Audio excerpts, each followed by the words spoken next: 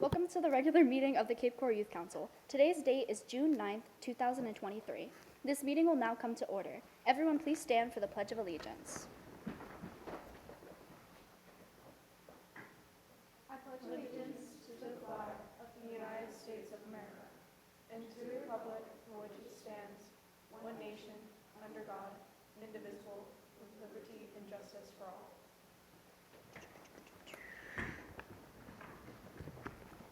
Item 3, roll call. Madam City Clerk, please call the roll. Madam Chair, Well, yes. probably for this time of day is to intervene in your, thank you, to intervene in your meeting. I'm going to let Councilmember Cosden talk about what happened at the meeting, and then we'll talk about collectively how we want to move forward. And so, Councilmember. Thank you. So on Wednesday, the City Council had a ordinance before us. It involved two different items, which I really don't like. I think they should have been separated. But one of the items was to change the role or the role of this council to become a fact-finding body versus a body that makes recommendations. And that has more of an impact than just those words, and so we're going to talk about that impact. And it passed, by the way. It passed, obviously. So your role will be changing slightly, but I want to very clearly say that for the most part, you'll be doing the same responsibilities and the same mission as a youth council. So the clerk, as you can see, is no longer here. We do not have the city clerk's office to support us, so that means roll call votes, minutes even, things like that will be no longer. I think we'll probably still take notes, but they won't be formal minutes like we're seeing in your packet today. Fact-finding as opposed to making a recommendation, to me that's just semantics because City Council will listen to what you guys are saying, whatever you call it, but it means that you can't make actual recommendations. And I think we'll probably hear more about that from someone else who is more of an expert than I am. Perhaps legal? No, we're not going to get legal. No, we're not going to get legal. Um, I think the best you have is my shot at it. We're all in trouble. Another big thing that'll change the way you work is that there's no more sunshine law. So I think some of you just heard about sunshine when you came on. That doesn't apply anymore. So if you're planning a project or working with each other on a presentation, you can actually get together and talk about it outside of these meetings, which I think is going to be a plus. And that's all I have. Did I forget anything? No, that's good. The rest of it is pretty much procedurally. How do we want to deal now that we don't have a clerk here? And it's all about, do you want to remain with some of the formality that we had as an advisory board? Or do you want to become more relaxed as a fact-finding group? That's really the question. And things like, we won't be calling roll anymore. We'll be taking attendance. We won't be approving minutes. We'll have meeting notes of significant things. So-and-so said they want to do this or something like that. The fact that you don't have sunshine anymore will pretty much allow you to talk to each other and predetermine a position before you come in. I hope to God you don't do that. I really don't. I think one of the greatest things about this group was that it made you live under the rules of adults who govern in Florida. And the fact that the Sunshine Law no longer actually applies to you doesn't mean we can collectively agree. We're not going to predetermine positions by talking to each other behind the scenes. I think you do each other a disservice. You do your peers that you're representing a disservice if you do that. I mean, legitimately, when it came time to elect a chair next year, you could all go out back and figure out who's going to do what. I hope that doesn't happen. That would be the good part of the Sunshine Law, that everything is exposed here when you make a determination.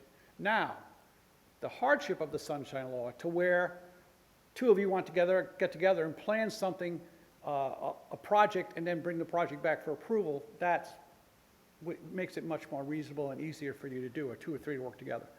So my recommendation to you, and you don't need to take my recommendation, trust me.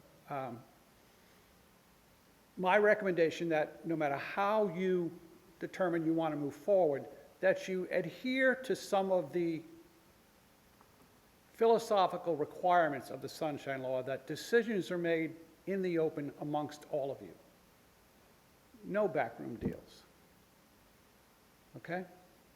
That's my recommendation to you. Now, the fact-finding versus advisory. Now, the way, I mean, this is a very, I mean, it's a legal ease of how you get out of sunshine law. That's why they did it. You get out of the sunshine because, I'll be perfectly honest, Councilmember Hayden went to the Florida League of Cities. We were the only body in the state of Florida, Youth Council, that had to live within the sunshine. I think that's wonderful. I think you guys survived well in the sunshine, but they also raised the point that if someone were to say something, they could confiscate all your phones to make sure you weren't doing stuff behind the scenes. And the Florida League of Cities says that that's too high of a hurdle to put 16 and 17-year-old kids through. I don't know. You signed up for it, you know? But whatever, that's not the law anymore. So it's really up to you. Now, how does that impact? So there was some good by this, okay? You're not exposed to that anymore. The other good is you're more free to work in small groups.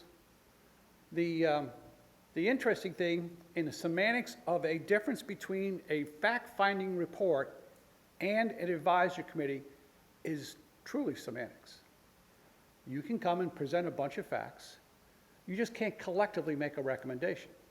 As an individual member of the Cape Coral Youth Council, you can still all say what you want to say. You never lost your individual right to do that. So you still have that. So in lieu of some person coming to represent this council in front of city council for an issue that's important to all of you, now you all have to come. Or as many of you who are passionate about that have to come. You can't have one person speaking for all of you. You can each speak for yourselves, and based on the discussions you had and the input of the peers and the research you've done, you're presenting a set of facts, and those set of facts drew you to a position. Okay? It's not a group recommendation anymore, because to be a group recommendation, you have to be on the sunshine. So that ability is taken away from you. That's the bad part of it. Okay? There's goods and bads for everything you do in government, and it's a blend and it's a balance. So the two things I would say that you need to work on and discuss initially today, even if we don't get through the agenda as a whole, is to where are we going to go from here? How are we going to proceed? Do we like the procedures that we were going through, the formalities, or are we willing to just be a fact-finding group and far more relaxed? You'll still sit up here. There may come a time when you're not televised anymore. We're still going to be working out ways in how we notice your meetings. Attendance is not taken, roll call is not taken, but attendance will be taken, and it's still going to be, I mean, we don't need a quorum to operate as a fact-finding group. So there's a lot of things to think about, and how all this is going to influence the City of Cape Coral Youth Council is up for you to determine.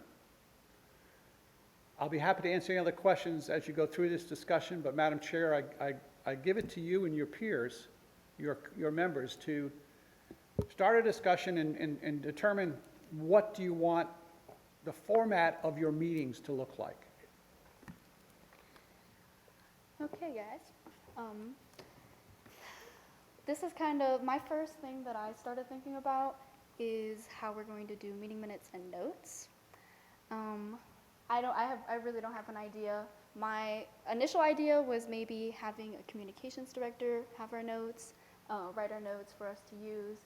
I feel like it is kind of redundant to have someone else to write our notes, because you guys should be able to be cognizant of our meetings and know the information and come to our meetings and know what we're talking about and remember our last meetings and the information. But I also feel like that was one very big thing that I liked about Youth Council, is that we had our meeting minutes, we had our city clerk to take them.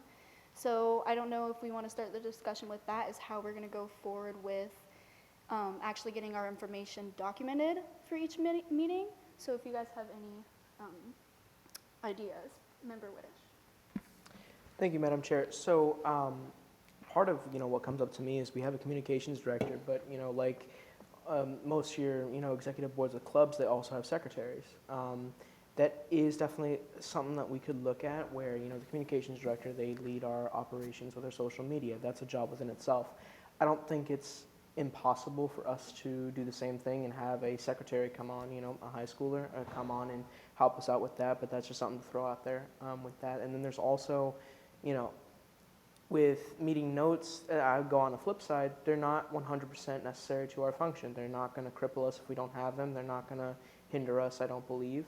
So it's really just, you know, how important are they to us collectively? I think that if we do want to operate with them, then we definitely should look into, you know, adding on a secretary. And then if, you know, we choose that they're not, you know, vital to us, then we just go about our day. But yeah.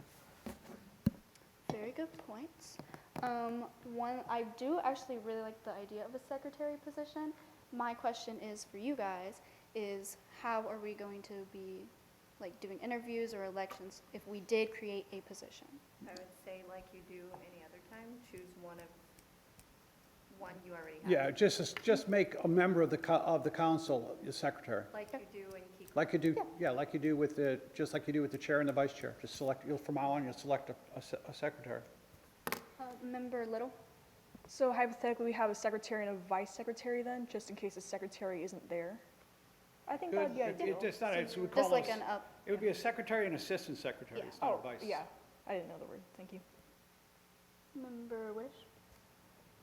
Now, I don't want to put an extra task on the vice chair. However, currently, the duties of the vice chair only really kick in when the chair is absent. So if we don't want to go down the route of, you know, making a whole new position, now, once again, I, you know, don't want to put anything else on our vice chair, but that could be an option to have the vice chair take the minutes in place of making a new position.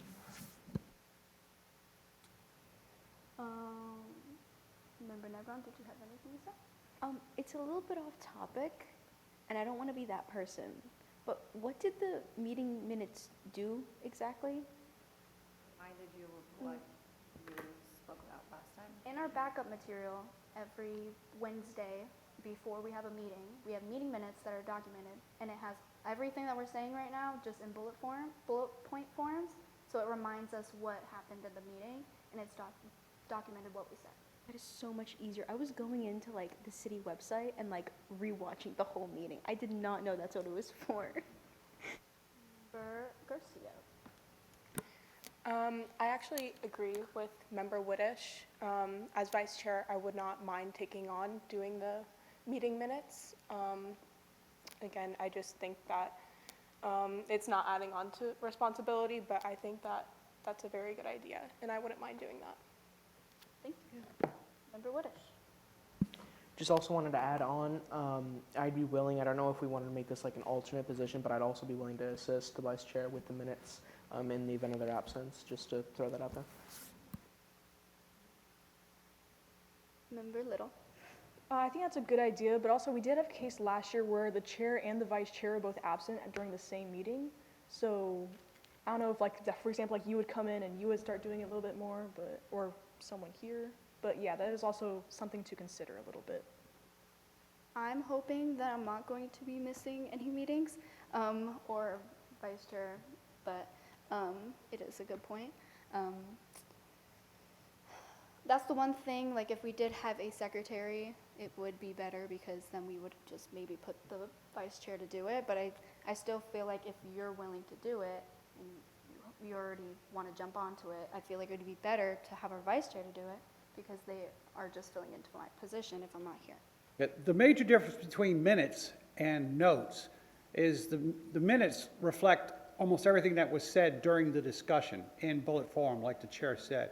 The notes are going to reflect agenda item 1 was this, the outcome was this. It's pretty straightforward. You know, it's not anywhere near as in-depth in minutes. But the meetings will still be on audio recorded. So if Well, we for ever right need to go now, back- right now they are, Yeah. yes. So, just wanted to, you know, let you know that if anyone's, I don't know if you're going to ask for volunteers to be a secretary or the vice chair is going to take it over, whatever you decide. The job is going to be taking the agenda. How are we going to do who's going to do the agendas? That's something that we need to discuss amongst us. Yeah, I would say the chair and the secretary would probably, how it works in most organizations is the secretary provides the agenda and the meeting notes. And the secretary, working in concert with the chair, will set the agenda with the help of the committee as a whole when you determine the items for next week. So secretary would be, in addition to doing minute notes, they're going to be doing the agenda, which will make it much easier for the notes, especially if they can bring their laptop with them, just the outcome of each agenda item. And you're set to go. Member Bella. Just like in comparison to the minutes and the meeting notes, I feel like, well, depending on what Vice Chair Garcia wants to do, I personally think that meeting notes would just be easier while still having like, it does have like an effective outcome just like of what we did. But if we did want to do meeting minutes like as a group, if we did still want that, I think that's where it come to play to kind of have like the assistant secretary, I guess we would call it, to kind of like have more than one person have to do all of that. Yeah. I feel like we kind of have to play this by ear.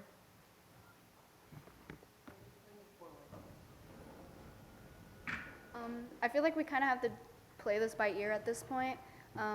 My suggestion is to have Vice Chair S. Garcia to not transcribe, but do our notes as a vice chair / secretary, but her position will be vice chair. And if she does have a issue going into our meetings, it starts to be piled up, which is actually the kind of good thing that we now only meet once a month, because now she won't be doing 2 long notes possibly. That's my suggestion. And agenda, I just want to bring it up. When I am running my Key Club meetings as school, since I'm the president, I do make an agenda myself. So I feel like it wouldn't be as hard for me to do that anyways. So it's up to you. I mean, Yeah. you are really have the ability and the flexibility to pretty much set your rules. Yes. So, Member Garcia. Would you like me to start taking meeting notes this meeting? You can stop by. Sure. Yeah. Member Widish. Yeah, I just wanted to say that I completely support that, where the chair will make the agenda and then the vice chair will take the notes. I think that just works better for all of us, and I think that's a better flow than what we had before, less complicated, and it also serves us better because it's less redundant. Member Little. So just to clarify, are we still going to go over the next agenda at the end of the meeting?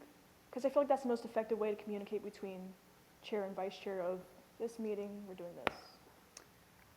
Possibly, we could kind of do what we do at the end of our meetings, where I take suggestions of what I should put in for the agenda, and then maybe like halfway into the month, I send a reminder, because I'm very good at reminders, by the way, because I love them. But I'm gonna say, oh, this is gonna be all on the agenda. You need to prepare for this. Maybe we'll have our notes on a Google Doc or something, and I'll send that out and say, prepare for this, next meeting, the agenda will be this. If there's any changes, like how we do with the emails, I'll say, oh, there's a change to agenda. Make sure you're prepared also for this topic. Yeah, I can definitely be more chill. I just like the structure we currently have. Yeah, same. Yeah. So I'm trying to not change too much, but still, the reason why I liked Sunshine being taken away, obviously, is because we can talk more. I'm very big on communication, group projects and things like that. So, but I also do like the structure, like knowing what we're doing next meeting. So I feel like that is a really good question. So like I said, maybe what we can do is still kind of do what we are going to add for suggestions for the agenda topic. At the end, I document it, she documents it, and then I put that into our agenda for next meeting. Madam Chair, the other thing I would say I forgot to talk about was the secretaries, while you don't call roll, you'll take attendance. Yeah. Just check over the names of who's here. Member Anchetta. Another thing I don't want to change is like the formality of the organization, because I feel like it gave an experience you couldn't find anywhere else, and it gave a lot of insight. Like before, I had no idea what youth council was, and I just really enjoyed the past year. So I feel like taking away that formality will take away part of the experience. Yeah, so that's what I also agree, and I don't think that we should take too much away, but still, I think it's good to change things. So I'd like to formally apologize for being late, but this might be a bit of a hassle to answer. What are going to be the major changes between the fact-finding and the city, youth council chair? So what we're doing right now is kind of making those changes ourselves. The big thing is, Ms. Zakowicz did talk about it. So basically, the big thing is that we cannot make recommendations to our city council saying that we want this changed for these reasons.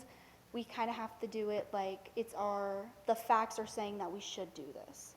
Whatever. And you're doing it as individuals, you're not doing a collective Yes. recommendation. So, historically, if you wanted to make a recommendation to council, someone would represent the youth council, say the youth council wants blah, blah, blah. Now that won't happen. Now you'll have to come as individual citizens to come up and make a recommendation. Very sorry. So this is going to be us, basically individual, we have our own projects and things we want to work towards finding facts in our community to work on changing that and presenting it individually to the city council. Is that going to be something formally set for us? Do we have to have the program or whatever we decide on wanting to change? How do I say this? Overviewed with you guys? I can't see that it would, I can't see of anything that you would come up with that you'd have to have that. I mean, I don't see any reason why you'd have to have any kind of overview or oversight. You need to, out of respect for each other, follow your, whatever set of rules that you decide to go by. Member Anchetta? How would that tie into our quarterly report? Would it still be like a group of us and then? Yeah, We you go can, up there? a report is not making a recommendation to city council. You're reporting on what you've done and what you're about to do, and that, you can do that. Yeah, that's fine. Member Garcia? So earlier, just to circle back to it, we were talking about keeping the meeting more formal. I think that's a really special part of this group is that the meetings were set with formality. And in my opinion, it gives us all a sense of professionalism and productivity when the meetings are run more formally, that we are professional during the meetings and that it's not taken as relaxed. Now, on the flip side, I understand how maybe it being televised and us,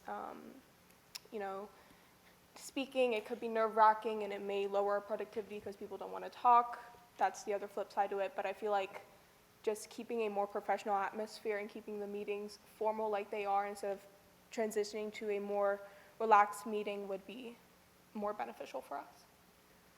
Before I call on Member Whittish, I want to say that after you talk, we should kind of define what formality is. I think we keep saying the word formal and professional, and I think my definition of formality is different than everyone else's. So if you want to actually keep formality, I think we should figure out what that is. I don't know if you guys think motions and seconds is the formality. I think that is something that kept this different than most other groups, but that's something, doing roll call is something that we obviously have to take out because it's not, we're not allowed to do it anymore, but attendance You is can. going. Under Yeah, Robert's rules, any organization can do roll call, it's just you don't have the clerk doing it. Yeah, It's not required. Yeah, it's not required, like Yeah. before it was required. The simple things on, just to give you an idea, is for, just give you initial idea of how the agenda may change, and then you can make a decision. You still call the meeting to order, you still said the Pledge of Allegiance, there's nothing wrong with that, that should be done at the start of any meeting. Instead of roll call, it'll be attendance, and we won't be calling out names, the vice chair or secretary, whoever will be taking attendance. Changes to the agenda, you don't adopt the agenda, but if anyone has any changes, items they want to add to an agenda, they can bring it up at that time. You won't have approval of minutes. You could have review of meeting notes. And you won't have to vote on that unless someone finds out, something that's glaringly wrong. I didn't say that, or I didn't do that, or whatever. Just for clarity of your history. Recognition achievements can still be there. The advisory presentations can still be there. You don't have to have citizens input time, but I would recommend that you do.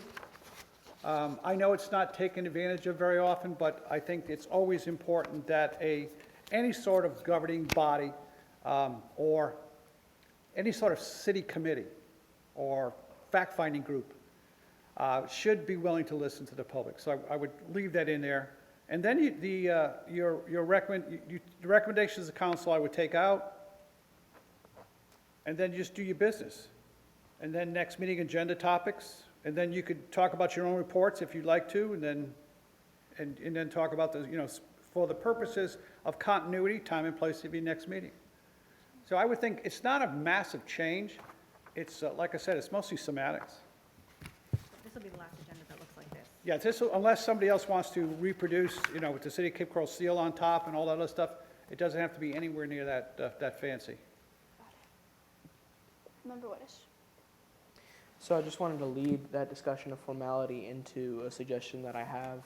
Right before this meeting, I had a meeting with Councilmember Cosden, just kind of discussing, what our body is going to look like moving forward and how we're going to conduct ourselves. And something that I wanted to bring up to you all is, it has many names. You could call it a rule book, but, the most common name that I know of is bylaws, right? So you've been to a club, you've been to any type of meeting, it has some type of constitution or bylaws that sets in stone, how voting goes down, who makes the minutes, what are the duties of the officer positions, things like that. I know that the importance of them is that they give every group structure. They give you something to look back on in case you're questioning the rules, in case you're questioning how we do things. It gives you something to refer to, something to look back on and to kind of check yourself with and how you conduct yourself at meetings. And so I know, myself, I've had to do bylaws for a committee I serve on down at the school district. And I would be willing to, we can go into discussion, but I just want to put it out there right now. If that's something that we want to do, something that we want to, write out our formality so that we don't, it's not a word up in the air, I'd be willing to write that for us, vote to appoint to do that, and then we would approve it by vote. But yeah, I would like to hopefully start some discussion on that through the chair. Thank you. And Madam Chair, my only recommendation is don't call it bylaws, call it rules of operation. Bylaws gives a sense of something that's approved by the state of Florida. You are authorized to do what you do under the ordinance of the City of Cape Coral, and the bylaws, you don't need bylaws, you have an ordinance that will tell you what to do. And then within that ordinance, if you can have rules of operation, that's fine. No one, the floor is still, you still need to be recognized by the chair to gain access to the floor. Every motion will be made and seconded, that kind of stuff. Kind of like the Roberts rules that we talked about at the first meeting, and just nothing that's too technical, but just something to keep smooth operations. Thank you. I really like that idea. Do you guys want to start coming up with a little bit of ideas for Whitish to put down for his rules of operations? I think that's a really good idea. We can just list off, like Ms. Arkowitz said, I'm going to say for someone to motion, and I'm going to have someone to second, so our decisions are made kind of final. We will have attendance, and we're going to log your attendance like that. Our vice chair will be writing our notes for each meeting unless we change that otherwise. And if anyone else has any other ideas, we can start. Madam Chair, I'm sorry for keep interrupting, but as you talk about these things, it brings things to mind in the different organizations that I've dealt with, both in city and out of the city. I think you're very much correct that you'll still seek someone to make a motion. The maker of the motion and the second, the name of the people do not have to be put down in the notes, just that a motion will be made. But because there is no record, the motion is going to have to be stated fairly clearly as to what it is you want to do. It's not like, I move what they just said, because it's not the clerk remembering what they just said. Okay, so it's going to have to be fairly succinct and very clear as to what the motion is. And then in the notes, they're just going to say motion was made on agenda item, 3B, junior project. Motion was made to the project to be A, B, and C. It was second, discussion was held, and it was agreed to. I mean, that's the way the notes will go down. But because the notes won't be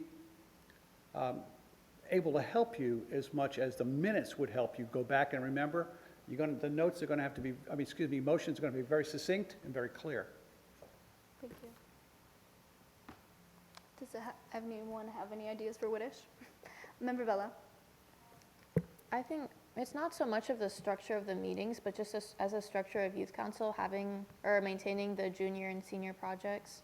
I think just to always keep those like in mind as an agenda topic, just to keep those in mind. Sorry, I was actually gonna ask, so about the junior and senior projects, now that this is no longer like a meeting or whatever, is that still gonna be held in place? Like, are we still gonna have to like discuss that and do it? And if so, how would we progress with that, proceed? I think so. I feel like it's just it's a project. It's still, what Ms. Alkowitz was saying is that the things that are kind of changing are the structural aspects of what youth council is. We're still going to be doing the same projects. We're still going to do volunteering if we want, events, all that stuff is going to stay the same. Well, all that stuff, we're also involved in a strategic visioning plan. Yes. So as you go through the plan, there may be changes to what direction you were going in for. There may not be.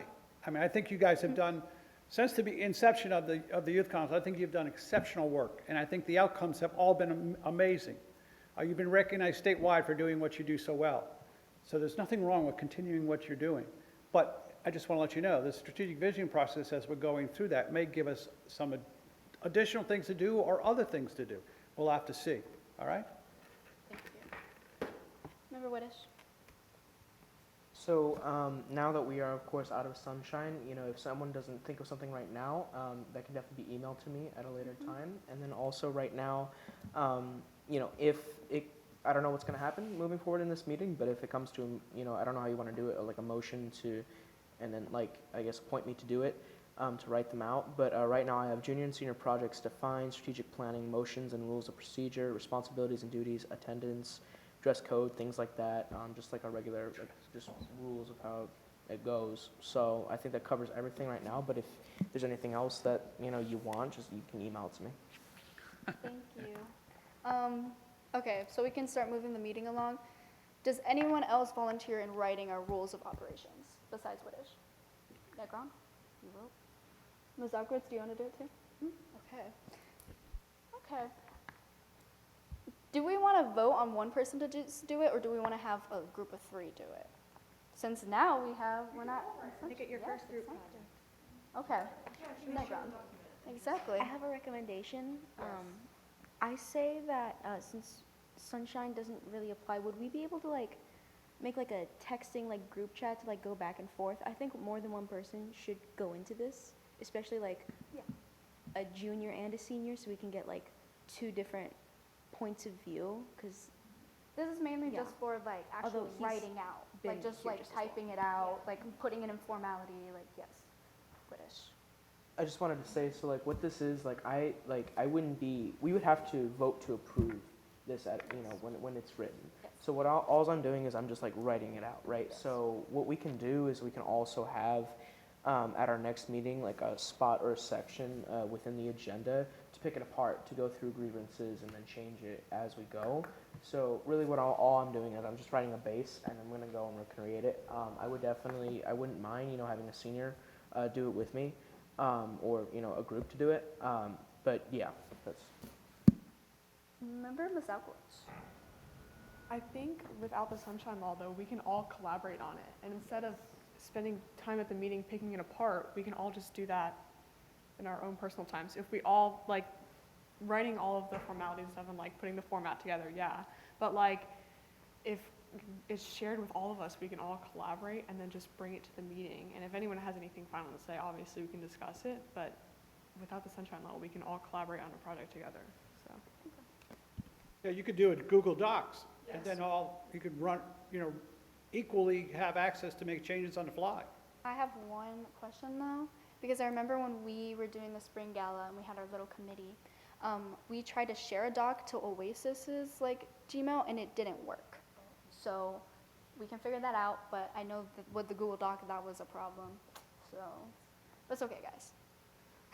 Most of I our, have no idea how to do it, But so I you- couldn't help you. all have city. but yeah, it was weird. It didn't accounts. work. We all have city email accounts. Do you want to do Word? Use the city email accounts that we all have now and use Word doc. Okay. Okay, good. Yes. I was just going to mention And that. everyone Oasis use is track the- changes. That'll make it really exciting. No.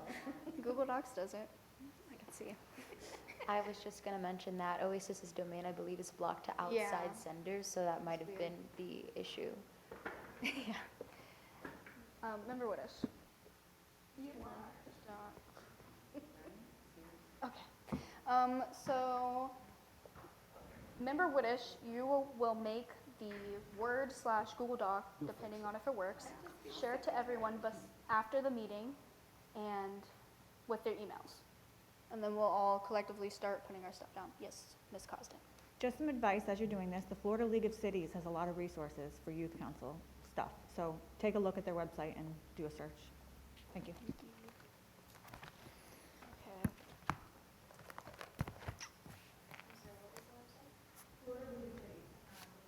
I think it's flc.org. You can search it. Now, I think we're kind of done with that. Are there any changes to the agenda? That won't be motion and second, but does anyone have any changes to the agenda? Or on item 4? No. Seeing none, we will go on to the next approval of minutes, but we will not approve of minutes. I know, just saying it, so I can cross it off. Now we go to item 6, recognitions and achievements. There are none to report at this time because our quarterly report will be in October 2023. So we can set the date now, but we could just leave this to July meeting. That's my recommendation, if everyone's okay with that. Yes? Okay. Item 7, advisor presentation. 7A, upcoming council report. I will now turn this over to Ms. Uckwitz, if he has anything to say. I have nothing, Madam Chair. City Council's getting ready to go on their summer hiatus. Yeah, and I'll do nothing that whole time, right? Of course. That way. Sorry. No, it doesn't work that way at all. Okay. Seeing none from any advisor, Ms. Alkowitz. 7B, Communications Director Application Process. At our last meeting, it was suggested by Member Whittish that we should review and possibly update our Communications Director application.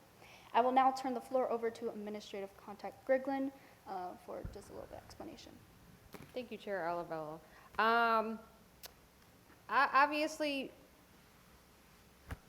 the director's position, I sent out the application, and the more I had thought about when the change had occurred, with you guys being a fact-finding, I had thought about the same idea of maybe changing the duties or the responsibilities of the communications director to reflect some of the duties that obviously the city clerk handled for us. You guys actually mentioned some of them. Some of them is on the administrative side, which is fine. I think us as the liaisons might have to iron out some of that. But in regards to the duties and responsibilities of the communications director, you know, we can change that. We can make the position look how you want the position to look. So once again, you know, I'm up for suggestions on that. I mean, we can leave it as is, and start getting the applications out. We can change it, we can make additions to it. I'm gonna unfortunately throw the ball back in your court, and you guys tell me how you want that application to look. Okay. I'm hoping everyone read their backup material and looked at the responsibilities and duties of our communications director. Member Whittish did have some experience because he was our assistant to our communications director last year, but I put in the backup material just some changes to responsibilities and questions if we do our interview. Those questions, hoping we could ask them. What our communications director basically does is kind of like a spokesperson for us. They talk to news reporters for us, try to get newspapers to write about us. All the high schools, like if they want the principals to collaborate with us or something, it's good for them to also have that task to talk, besides just us doing it. They also run our social medias. We have a Facebook, we have a Twitter, we have an Instagram. I don't know if we have anything else. Those are the ones I know, but they run those. Yes, we do have a TikTok. I forget about that one. But yes, so we have, it's basically our spokesperson, social media person. Did anyone have any concerns or changes to the responsibilities of our communications director? Yes. Not so much a concern or a change, just a question. Now, is this a task that can be overviewed by 2 people, or is it something that specifically one person is assigned to do on their own? One person, I believe. Yes. It could be changed. But there was an assistant. Right, you guys can change Yes. that. Madam Chair, I would just, in one of the duties is that they would notice the meetings on social media, Yes. okay? Let's make sure that they do that on social media, because there will no longer be a Yeah. calendar set out by the city clerk. So notice the meetings on social media, on all your social media platforms. I did have that as my change to the responsibility, but more like a reminder, like, hey, because I know we don't even do that right now, and I feel like that was very important. But now it really is important for us Yeah, to it's do. the only, it's the only Yes. notice of the meetings that's going to go. Yes, okay. Member Whitish. Just wanted to say about, Member Garcia's comment, concerning like an assistant or a deputy communications director, my position wasn't really formal. It was more of like a volunteer position, and then that's just kind of what I ended up doing. But I would say that the tasks, like from the previous communications director, it's not necessarily work intensive. It is, it's posting things on social media.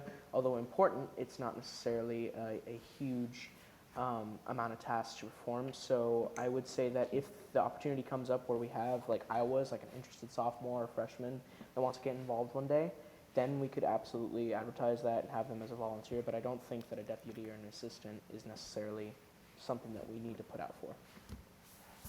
Yes.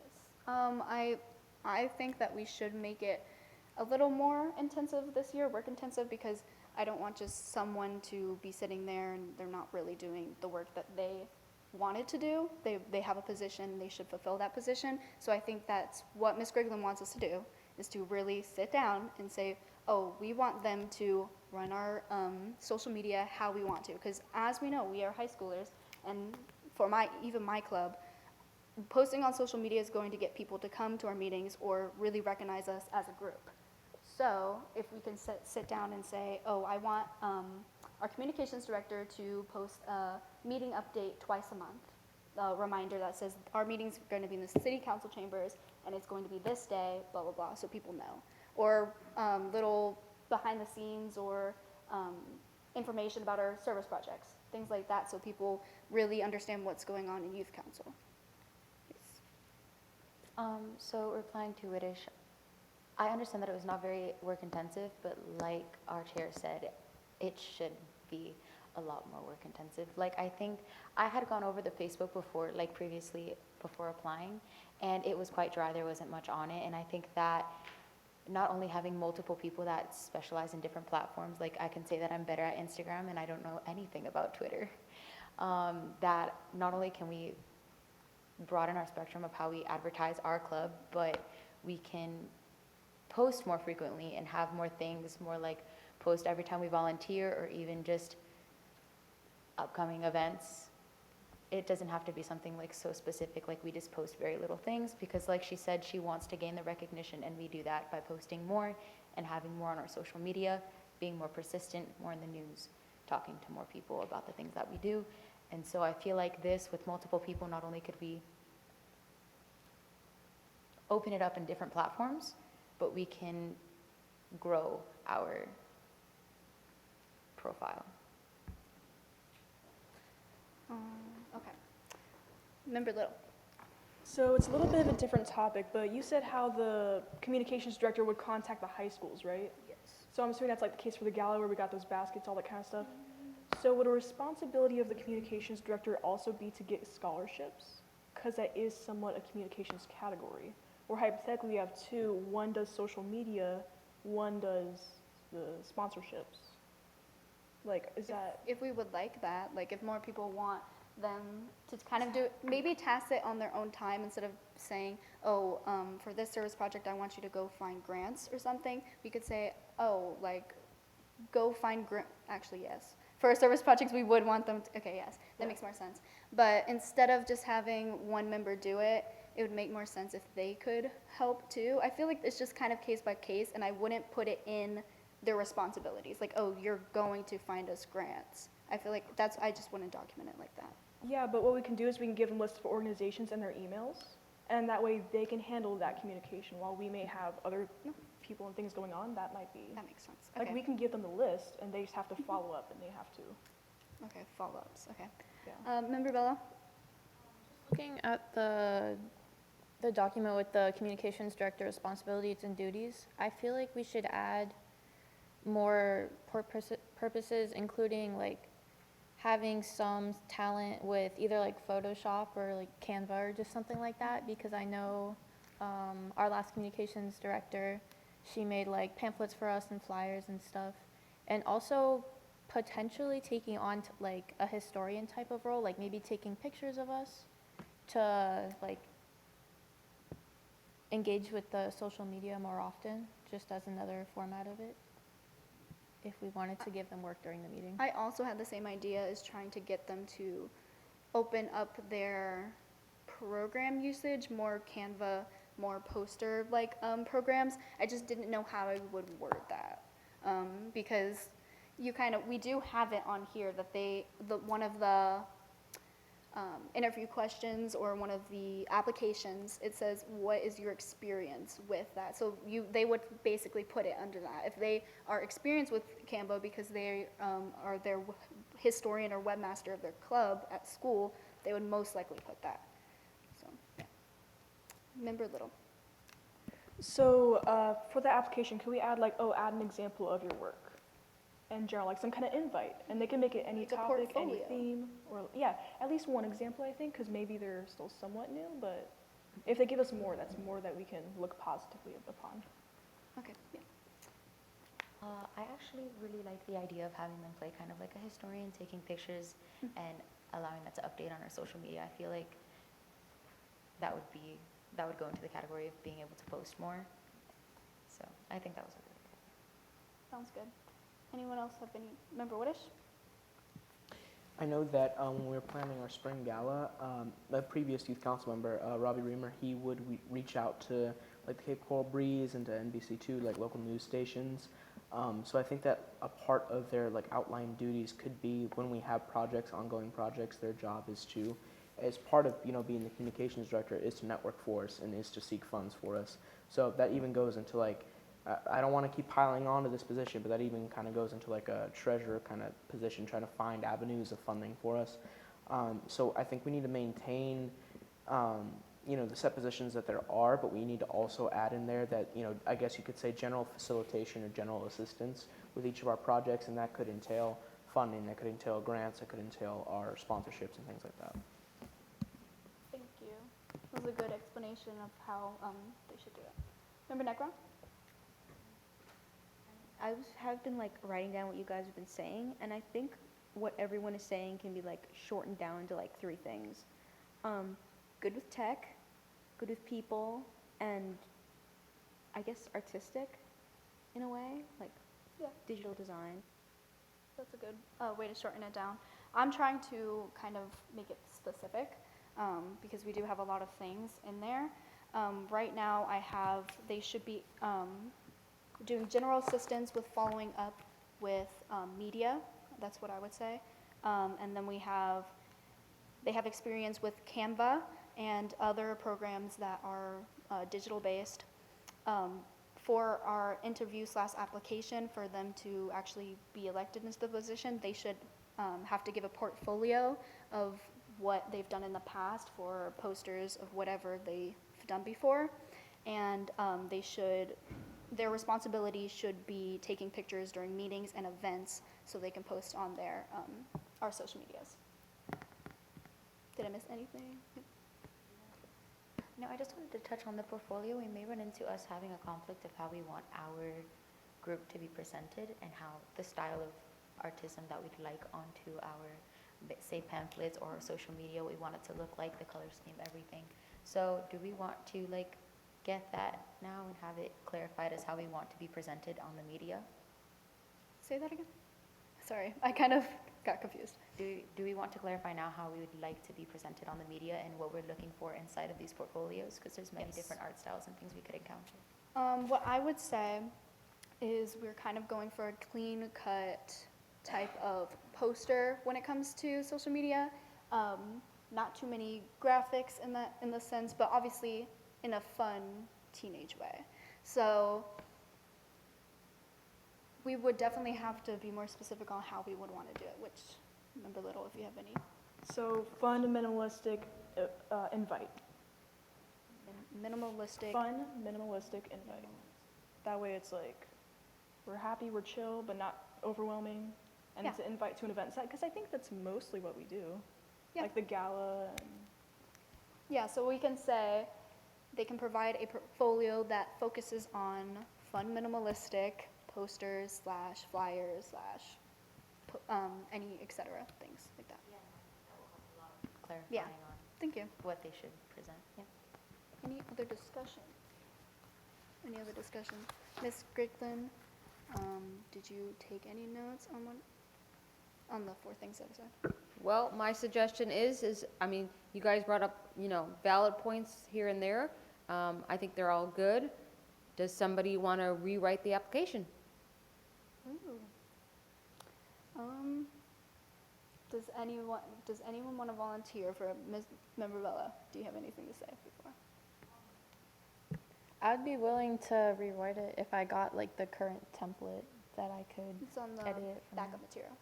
Yeah. Could I I can send it to you could I like in edit that? a Word, Because- right, Word editable. Obviously, anything if it says like city clerk, just change that to me.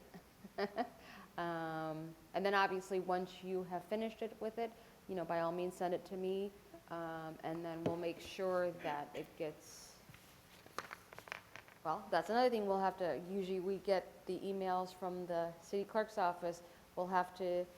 We as liaisons will have to work that out as to how you guys get the emails or how you get the packets again. But yes, we'll make sure that we include that as part of the backup. So once again, before the next meeting, you guys will have the opportunity to review it.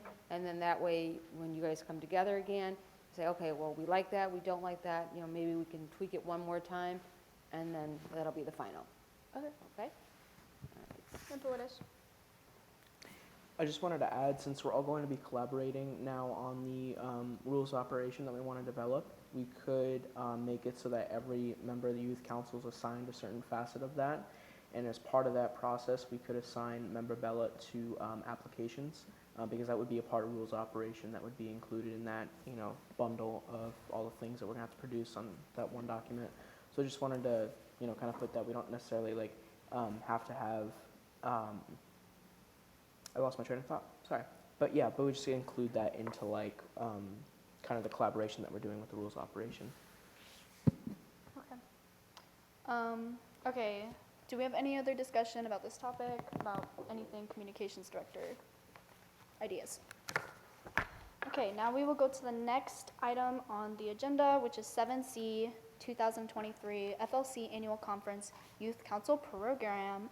I will now turn the floor over to Administrative Contact Gricklin. Thank you, Chair again. Okay, so once again, the Florida League of Cities, similar to when we did the Legislative Action Days in Tally, for those who attended, they have their annual conference each and every year. And part of that conference is where other youth councils get to join in, as well as city councils. So many members of our own city council will be up there. Now, their program days is 3. Ours is limited to just 1 day. It is on a Saturday.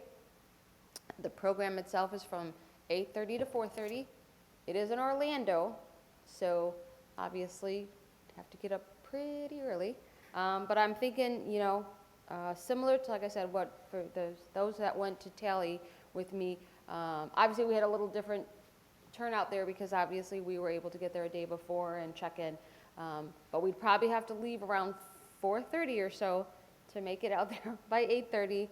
Program usually ends around 5, time we grab dinner, you know, possibly gas, whatever the situation may be. We're usually home that night by 9 or 9:30. The good news is I'm not limited to the number of members that I can take. There are no fees associated with on your end. Luckily, everything comes out of the youth council budget for that. Like I said, transportation would be very, very similar to what we did Tally. Hopefully I can get a car from the city again, and we would just take one vehicle up there, once again, possibly two, depending on how many members I get to come with me. I believe a couple of you were here last year that attended.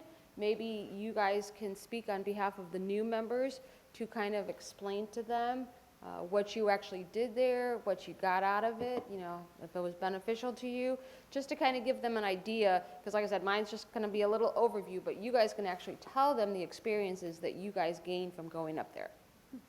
Thank you for all the information. So I went last year it was also like 2 days after the first day of school. It was kind of nerve-wracking, but it was a Saturday. We went on charter bus. It was very big charter bus, and there was only like 8 of us. So all the seats were not filled. But we went there. I think it was was it Hollywood? Yes. Yes, Hollywood. And it was a big old hotel, and we went there, and the conference was really nice. What we did was we listened to a speaker talk for a little bit, a little presentation. He didn't want to go for too long. But then we went into groups. And in Florida, there's a bunch of youth councils. They're all in different names. There'll be youth groups, high school groups. Some even have middle schoolers on their youth councils, actually. So they're all different, and it's really cool. So there's a lot of people that go. But it's really fun because you're in all of these different groups, and you're just talking to all these people. And our program, it was kind of redundant at the end of the day. We have talked about it. That was the only like flaw with it. But that's just overall like how they created it. But what we did was we sat and talked about what we should do better in our community, and we had multiple different like hot topic questions. So you'd be like, what is one flaw in your youth council that you should, and then the next question would be, how are you going to change that flaw in your youth council? And you would get advice from all the people from Tampa, from Miami, from all these different places. So it's really cool, and I hope all of you can attend, and I'm hoping that this program is going to be just as good as it was last year for the annual conference and in Tally, because Tally's was really fun. Member Anchetta. A perfect example of that outcome was how we found that a lot of the youth councils were really close together and like a big group of friends more than it was like a council. So that brought us to realize that maybe we should take the sunshine law off so we can be more of like a close-knit family more than a strategic council. Yeah, that's kind of fun that we, like in 1 year, we kind of just got it taken away. It was really cool. I'm just going to talk a little bit more. But I remember it was me and Anchetta, and we were sitting with this, I think it was Tampa's youth council, and they have like 60 people on their youth council because there was so many teenagers in high schools in that city. But somehow their problem was they had their members always having phones and not paying attention during the meetings. And I think it's cool that they have so many members so they can meet more of the community, but at the same time they also don't have, it's kind of more chaotic.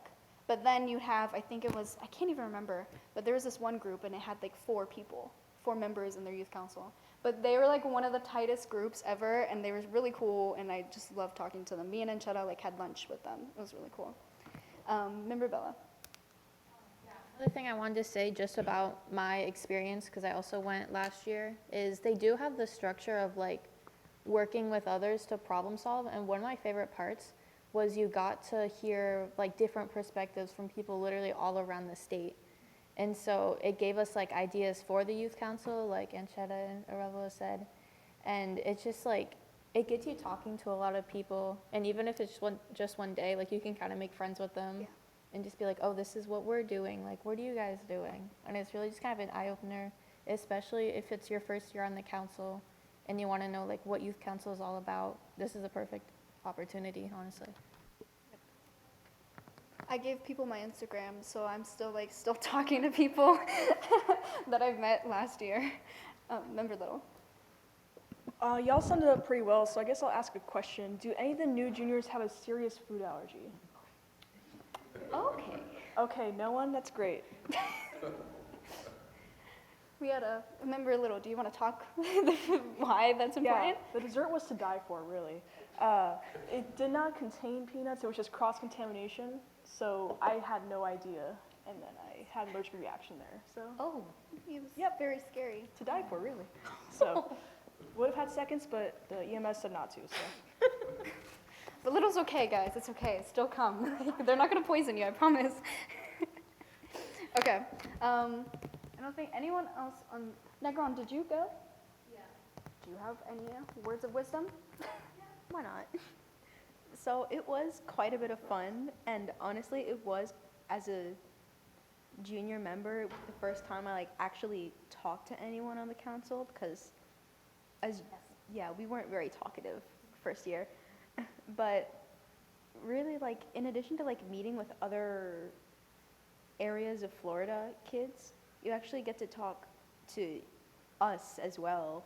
We don't talk nearly enough, but our excuse was sunshine law, so I feel like that might change a little bit from now until August, but it's gonna be a lot of fun if we do go. Yeah, I'm very excited. Because it really got me closer to some people on the council, so. Now, let's go up to the next item, guys. Item 8, citizens input. This consists of input of citizens on matters concerning city government, 3 minutes per individual. The council will listen to all speakers and respond after all speakers have made their presentations. I will now read the Pledge of Civility. We will be respectful of each other even when we disagree. We will direct all comments to the issues. We will avoid personal attacks. Citizens input is now open. Any members of the public wishing to speak, please use the podium to the right, facing the dais, to state your name for the record. Is there anyone else wishing to speak? Seeing none, citizens input is now closed. Moving on, we are going to item 9, recommendations to council. Madam Chair, I make a recommendation that you change that item to quarterly presentations to council, Quarter. Thank you. since you're not actually making a recommendation in mass as an organization. So just quarterly presentation, which is what you discussed at Yeah, that time that's anyway. what it is. So, I actually realized I misstaked this for recognitions and achievements. Earlier, when I said that we didn't have a quarterly report coming soon, I meant to do it in this one, but I'm going to say it again. We have no recommendations to council at this time because our quarterly report is due in October of 2023. So we can get the date set now if we want to, or we can push this back to July meeting. Is that okay? Yes. Did anyone have discussion over here? No? On to the next business item 10A, 2023 FLC Community Service Contest Discussion. At the last Youth Council meeting, members discussed our participation in this year's FLC Community Service Contest. We decided to submit the past year's Youth Council Spring Gala as our community project and appointed member Negron to write the project's essay submission. As the deadline has already passed and the project has been submitted, I will now open the floor to member Negron and the rest of the council for any updates and further discussion. So I got it done, and I did send it in, so I'm pretty sure it was submitted, right? Yeah? Yes, so it was submitted. That's the good news. The bad news is it was really hard to write because we didn't make the goal, but because we have already decided on, further, what's the word for, sorry, I'm really bad with words, I'm blanking right now, but we said we'd help out with the, with making further Supporting Blessings with in a Backpack. Blessings in a Backpack, yeah, we do more with them. I feel, yeah, we already have it in there, but I did put that in there to make up for the other thing. I didn't mention it, don't worry guys. Thank you to those who sent pictures in. They were very pretty. I think it was changed around though, Miss Griglin. We have them on a separate paper. They're not in the thing, right? So, okay, so let me interject some of the things that you had already mentioned. So when I upload the contest information, they're done separately, which means the essay had to be its own, the individual pictures had to be its own. So I included as the backup for you guys so that you saw what the final product was.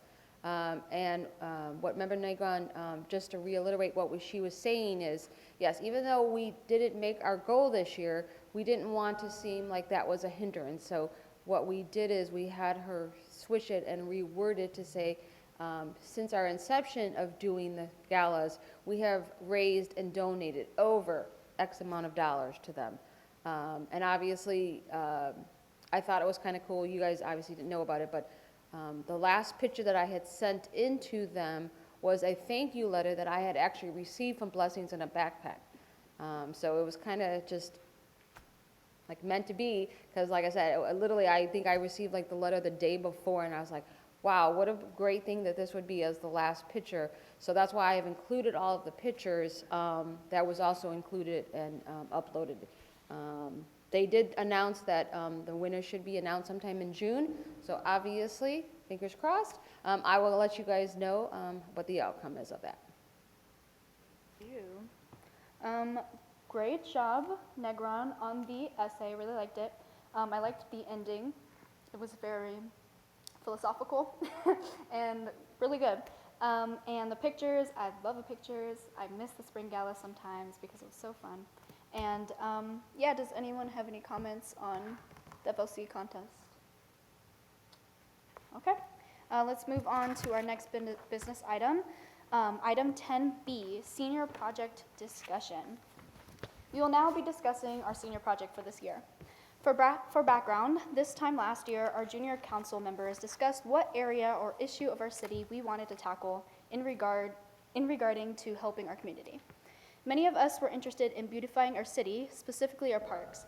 Therefore, our project was known as the Youth Council Kindness Rock Garden. While we did have a good amount of progress with this project, I will be the first to say that we did kind of hit a roadblock doing this as our junior project, mainly because of communication with a lot of people. And what I'm talking about is obviously the junior project that we had last year with our garden. So before I actually open to discussion right now, I want to say that in my mind, when I was coming up with what we kind of want to do for our senior project this year, I was thinking we kind of have three main options. Either the first option, I don't want to say this, but to discontinue the Kindness Rock project and create a new senior project that we wholeheartedly, solely focus on this year and get it completed. Second option, to continue the Kindness Rock project as our senior project, move it up just like how the senior council members did it last year. Or the last option is to, and obviously this is not the only options that we can do, but it's kind of how my brain's working, is to continue our Kindness Rock project as a separate project like the Love Locks, and then also create a different senior project. So we would have two projects to work on this year. And also I want to explain that our senior projects and junior projects, it's not just, oh, the seniors just do this and the juniors don't help. Or the juniors just do this project and the seniors don't help as well. We all collectively do help, but it's just the seniors kind of make the idea, they set what they want to do, and the juniors can also assist with whatever we need to, because we have 14 members, why we need to utilize everyone. So don't think that you're just going to be isolated, I promise, guys. You'll be fine. But yes, so that was my idea, the kind of choosing three options or one thing that we kind of want to do for our senior project, like I said earlier. And now I'm opening the floor to discussions. Member Little. I definitely don't want to discuss discontinue the rock garden, because we've already made a decent amount of progress with the planning, with logistics, all that kind of stuff. We've made somewhat agreements already. Yeah. So I feel like we've already done maybe half the work, or maybe a little more than that. So I think we should just continue. I don't know if it's as a separate project or the senior project, but we should continue in general. Member Negron. I kind of wanted to add on to what you were saying, Member Little, that this is kind of like our baby already. We've been working on this for a good year now, and I don't think it would be right to push it to the side and start a whole new project, just for like the sake of like making this whole business thing kind of a little bit less messy and not throwing too much on our plate, so we can actually realistically get it done and not push it back on ourselves. And I think that like continuing it, it depends on like how like difficult the roadblock was, because The reason why I said that is because I did email Parks and Rec again. I've emailed them twice already, and they still haven't responded with anything.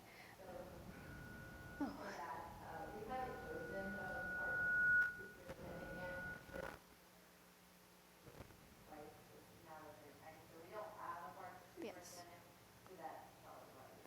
Yes.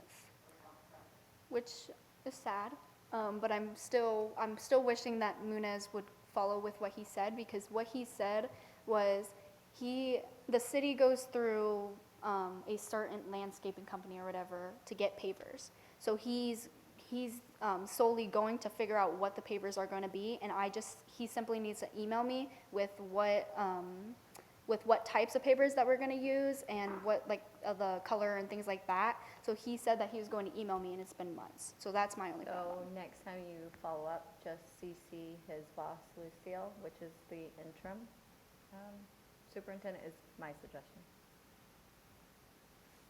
And if I may make a comment, if you have any, I did not know that you were having issues. If you're having issues with staff, just all you need to do is reach out to me, Got it. and you'll get a response. Okay. Thank you, Negron, for speaking about that. Do you want to? Madam Chair, just as Yes. to make that very explicit for all of you, when you contact staff, you should copy the email to Ms. Griglin, so she knows that you are in contact, and then she will know if they respond. Okay. So kind of going back to what we were talking about. Negron, do you have anything else to say? I know we kind of cut you off. No? Okay. So what I'm hearing is, because I'm glad you guys are saying this, that do you want to still continue the Kindness Rock project? We are in a good spot. It's just kind of disheartening that we weren't getting farther than what we kind of wanted to. But I feel like if we still work hard on this, we're going to get it done by the end of the year. So now we have to talk about what is going to be our senior project. If we don't want to have the Kindness Rock project as our actual senior project, what do we want to do? And my suggestion is to kind of go a little bit smaller so we can finish it this year. But what is our ideas for what is the issue or area of our city that we want to do? Membrella. I mean, me personally, I don't think that we should create another senior project until we get this one finished. Because if we create another project, we're just going to push the rock garden back, and I don't want to do that. Maybe a little. Yeah, I really don't want the rock garden pushed on the back burner. I feel like the only case where that would happen is if we end up not completing it somehow, and then that gets pushed towards the future youth council. Even if we do have some kind of project we want to do, I recommend it's like volunteer-based, like Yeah. no building, no anything. Exactly. But it's more so like a special populations thing where like we visit and we hang out and we help out, but not necessarily a project. I think there's a lot more flexibility in that. Yes. I was thinking the same thing. That's what I was saying, like more smaller scale, but obviously it's still going to have a big impact in our community. I was kind of thinking of special populations or maybe going to a different organization depending on what we want to do.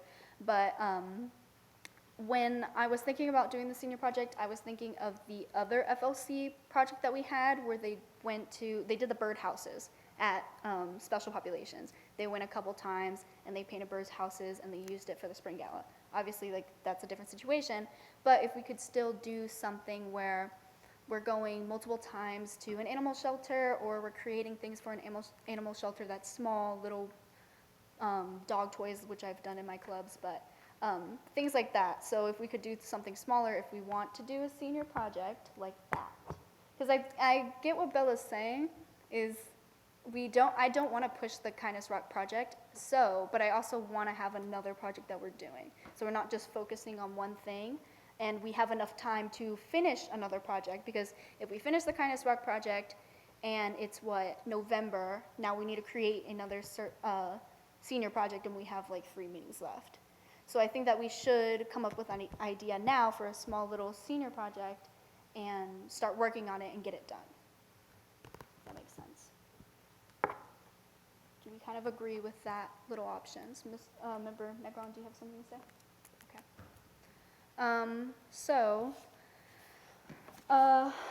Do we want to talk about what we want to do for a senior project? What ideas? Do we want to tackle food insecurity, animal resources, homelessness? Like, what are we kind of thinking of doing? I know last year we did beautifying parks. The hurricane just hit, so we can do something with that. What are we thinking of doing? Member Bella. I think just like with the service projects, finding an organization that we want to support. Like I know the animal shelter is really close to my house, so I kind of have a relationship with them. Or I know we've done special populations. If we want to, do we? I might be getting this mixed up with something else. Do we have an Adopt a Road, or am I getting that? It still exists. It still exists. We haven't done it in probably before the hurricane. Did we do that? Because I don't remember any of us doing it. We never did it. We never did You guys it. didn't do it, but there is a thing. Correct, there is a thing. Yeah, right. But you guys had discussed it at your first couple meetings, and it never went any further. Like, nobody wanted to take the step remember to that. approve it. I think we should do that then. And that's my fine. suggestion. I mean, somebody that's already done it, you can explain it to our new member. I mean, we all know what Adopt a Road is, but you guys can expand a little more on it. And that's fine. We can certainly take that on. The key thing that we struggled with is participation. Showing up on a Saturday morning. And it doesn't have to be a Saturday morning. We can do it another time. I get it, I like my Saturdays too, but if we choose a day and we choose a day together as a group, we have to have participation. Yeah. I'm not saying we have to have every member there all the time, but switch off. I mean, like I said, if you guys are going to take on projects, I think it's great and dandy. I think a couple of you have said it, and maybe it's just a matter of putting due dates on stuff and following through with it, and just putting it onto a meeting. Well, let's just continue. You never get anything done, and I get it. It's frustrating if you come together as a group and you guys have wonderful ideas, but if you don't do anything with the ideas and you don't take it to the end, well, now you've become the seniors now, and you're like, whoa, why? We had all these wonderful ideas at the beginning, but we never just follow through. And I understand some of them may have the roadblock, in your instance. Those you can't help. I mean, things happen, the hurricane happened. You have to control what you can control.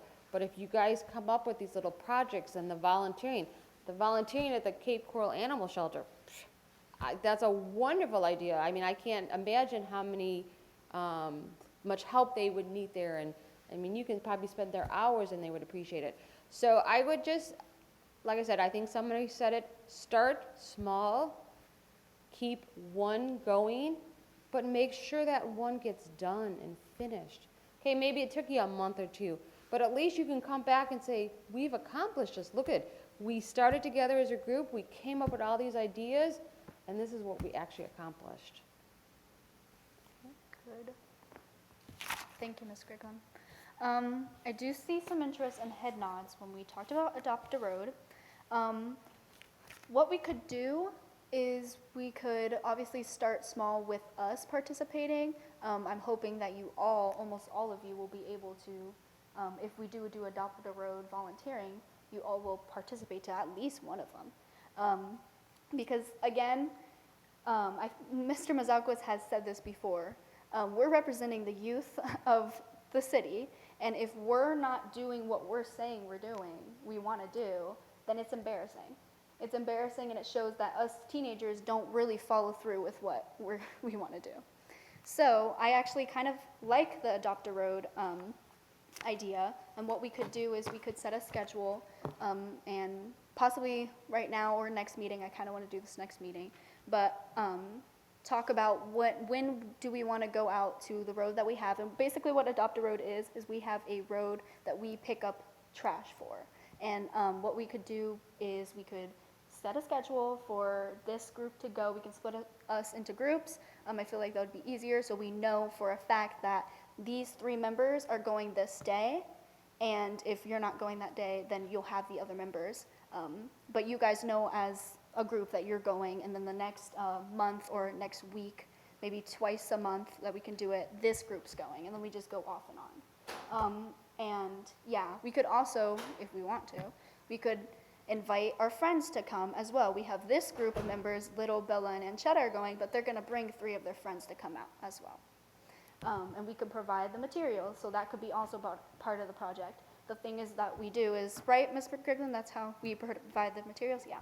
So we'll go, this member is going to go get the trash bags, the gloves, and things like that. Good ideas, guys? Yes. Okay. So what I'm going to say is next meeting, come prepared to talk about how we're going to set this service project up, Adopt a Road volunteering, and come up with ideas. Okay. Now, is there any discussion before? Member Little? So just to clarify between what Griglin was saying, what you're saying, our senior project is what exactly? Is it the volunteering or is it the kindness garden? Because you said we might finish in 1 or 2 months, but then we can switch. I'm confused what the project is now. The project is Adopt a Road, Okay. and now Kindness Rock Garden, like as I've been hearing, is we want it as a separate project and keep it going so we can finish it, and then have a senior project that is small, which is like the Adopt a Road volunteering, and keep finish that as well, for however long we want to do it. Member Bella? Are we thinking that we want to kind of start focusing on the Kindness Rock Garden once the Parks and Rec manager gets hired? Yes, so what I'm going to do when I get home and the next month is kind of contact him first as well, because we have to get the garden created.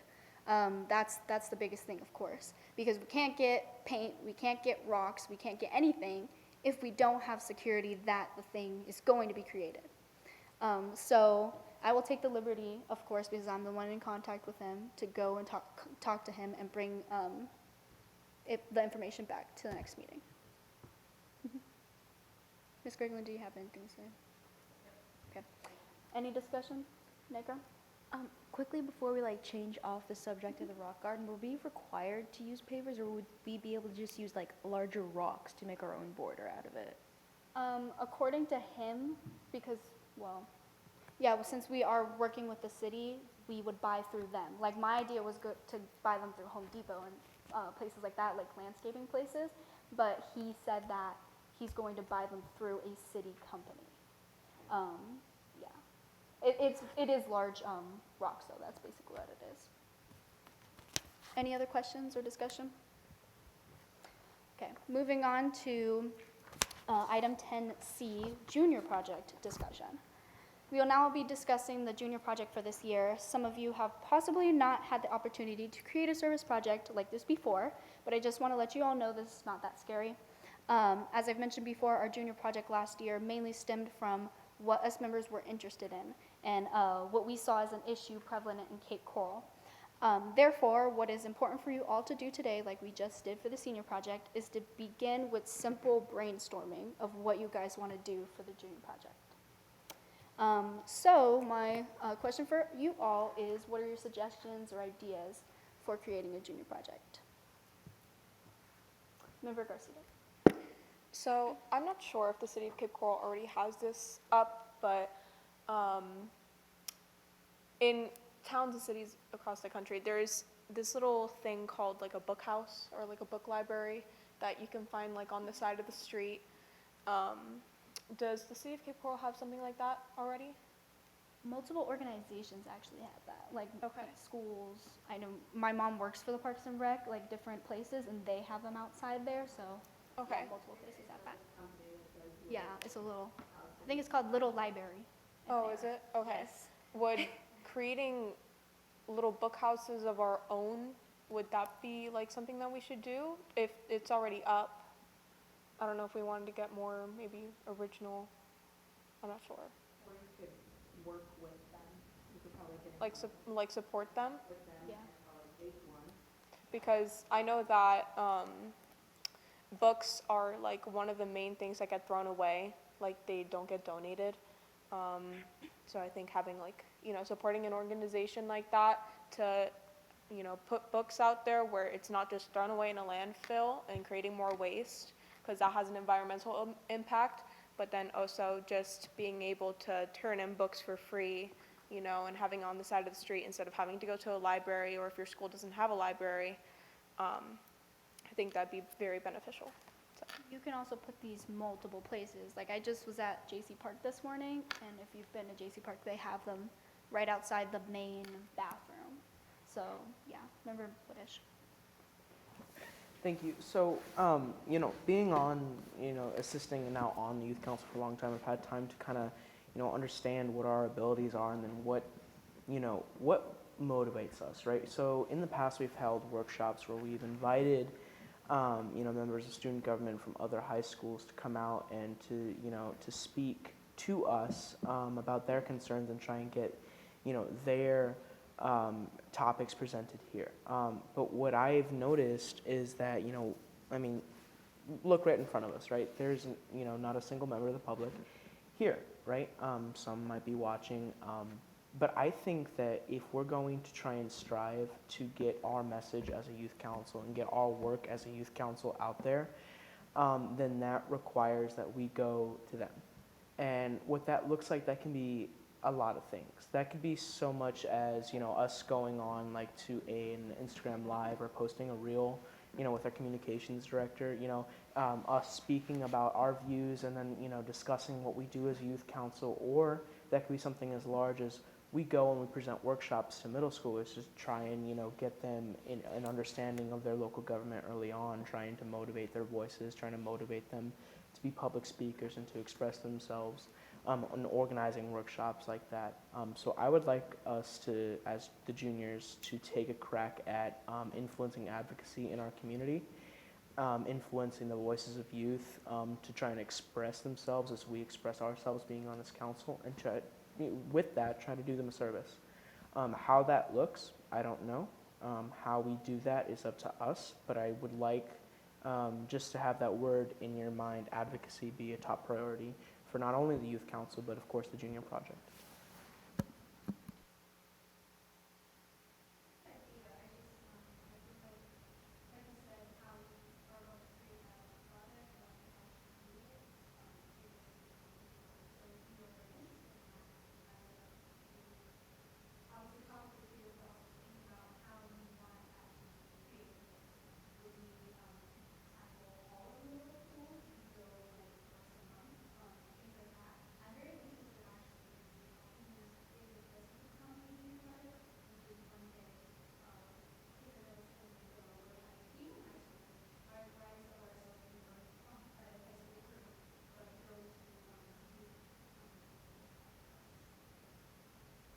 Just wanted to add, I've been working because I involved myself in a lot of other organizations, so I have some plans similar to what this would look like.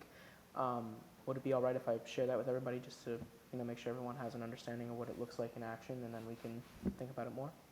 Yeah. All right, thank you.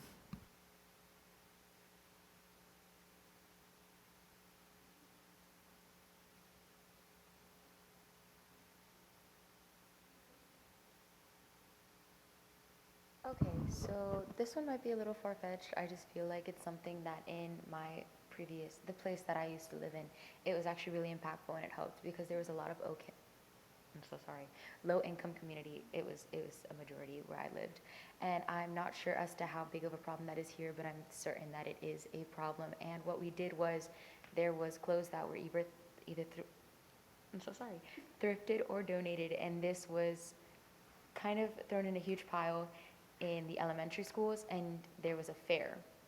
And on those days, the staff would have it laid out on a table, and kids were able to buy that with school bucks or money that they've made from behaving in school and things like that they have instilled in their school programs already. And basically what that would look like is we find people that donate clothing or thrift shops that sell them for very cheap, and we create piles of clothing, and we go to elementary schools and find maybe fairs or things that they do within their school that would give kids liberty to walk around, and have that kind of like a little shop that they could use, like for 5 of their little bucks that they made in school, they could get like clothing that they may need, shoes that they may need, anything really, because it's just a matter of whether they can afford it or not. And then that could go on with like a food drive or something like that. What I was thinking is like we could do like a clothes drive, like what you guys could do. You could have a clothes drive, and at the beginning and ending of our meetings, we have people come in, citizens, youth, elderly, people come in and donate whatever clothes they want. We can also, that is a good idea, to reach out to thrift stores and say, hey, we're doing a clothes drive. If you want to, instead of getting profited off of it, you can give us a stack of clothes that you've just got imported. We could do that. And then the thing that I have with so what you're saying is maybe distribute it to different schools and have them do that.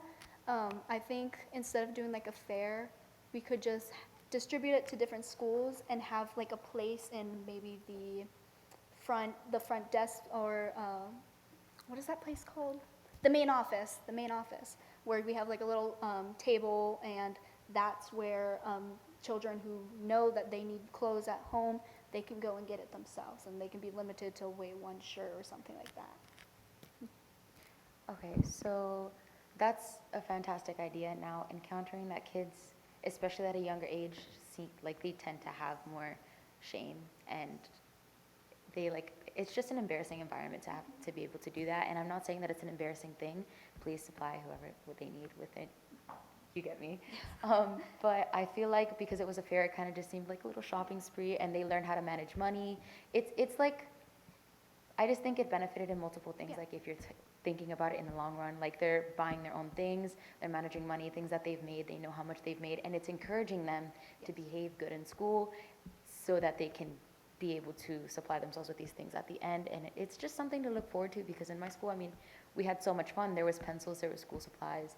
There was just a whole bunch of things that if they were to go out into stores, they wouldn't be able to afford, but because it was something school supplied, like it was not only cheap, but convenient for them. It encouraged behavior, and kindness, because that is how you gain those points in school. I just think that would have been a better reach, because having it in the main office, right, that's just, I get what you're and it saying. doesn't really encourage the good behavior and learning how to manage money, and I think that's something that we should instill in our youth. Yeah. I think it's a good idea, as long as we work hard to figure out a system of how we're actually going to do that in elementary schools. Because I know, my little brother, I have a 7-year-old little brother, and he has Pelican points, and he goes to the little main office to get little toys that he wants for his behavioral things. Mm-hmm. So other schools have their own system, so it could be easy to just say, hey, can we also tack this on? And they can use their own already school points that they have to do a clothes drive. Member Muncy. See, that's the question I had for Garcia. If we're talking about this on a district-wide level, there has to be a general consensus as to how the currency would work, and I don't understand how you could implement that in every single school. So I wouldn't necessarily say that there has to be a wide thing on the currency, because like I said, it's not so much on the economic base on having it everyone equal. So the school could put an article of clothing for $5 a shirt, but it's the school bucks that you've earned, and that could be just wide range, because I feel like they gave you the points in every school. It kind of works the same. I'd say they use My School Bucks, or they use that little monster app thing. We all know what I mean. Class Dojo. Yes, Class Dojo. So we all kind of have, I would say, a really general formatting as to how the currency is already distributed throughout the district.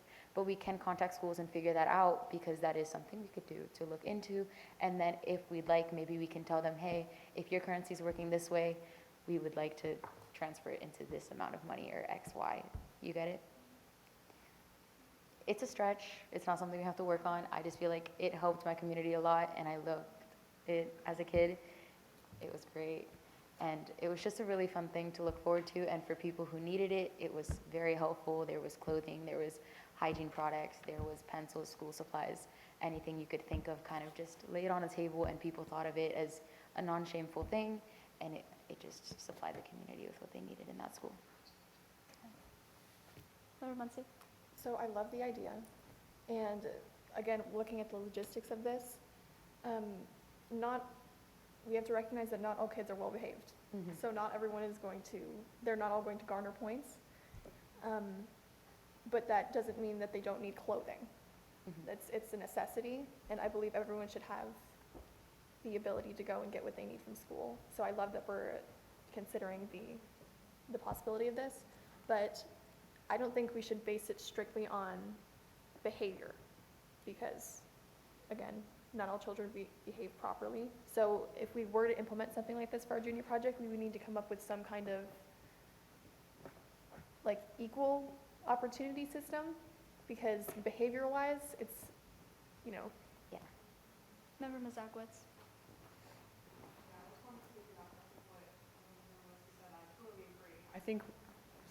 I think if we do this project, we do need to decide whether it's more about encouraging good behavior in kids or providing clothing to low-income families. Because I mean, both are not like a bad idea, both are really good, but you have to focus on one.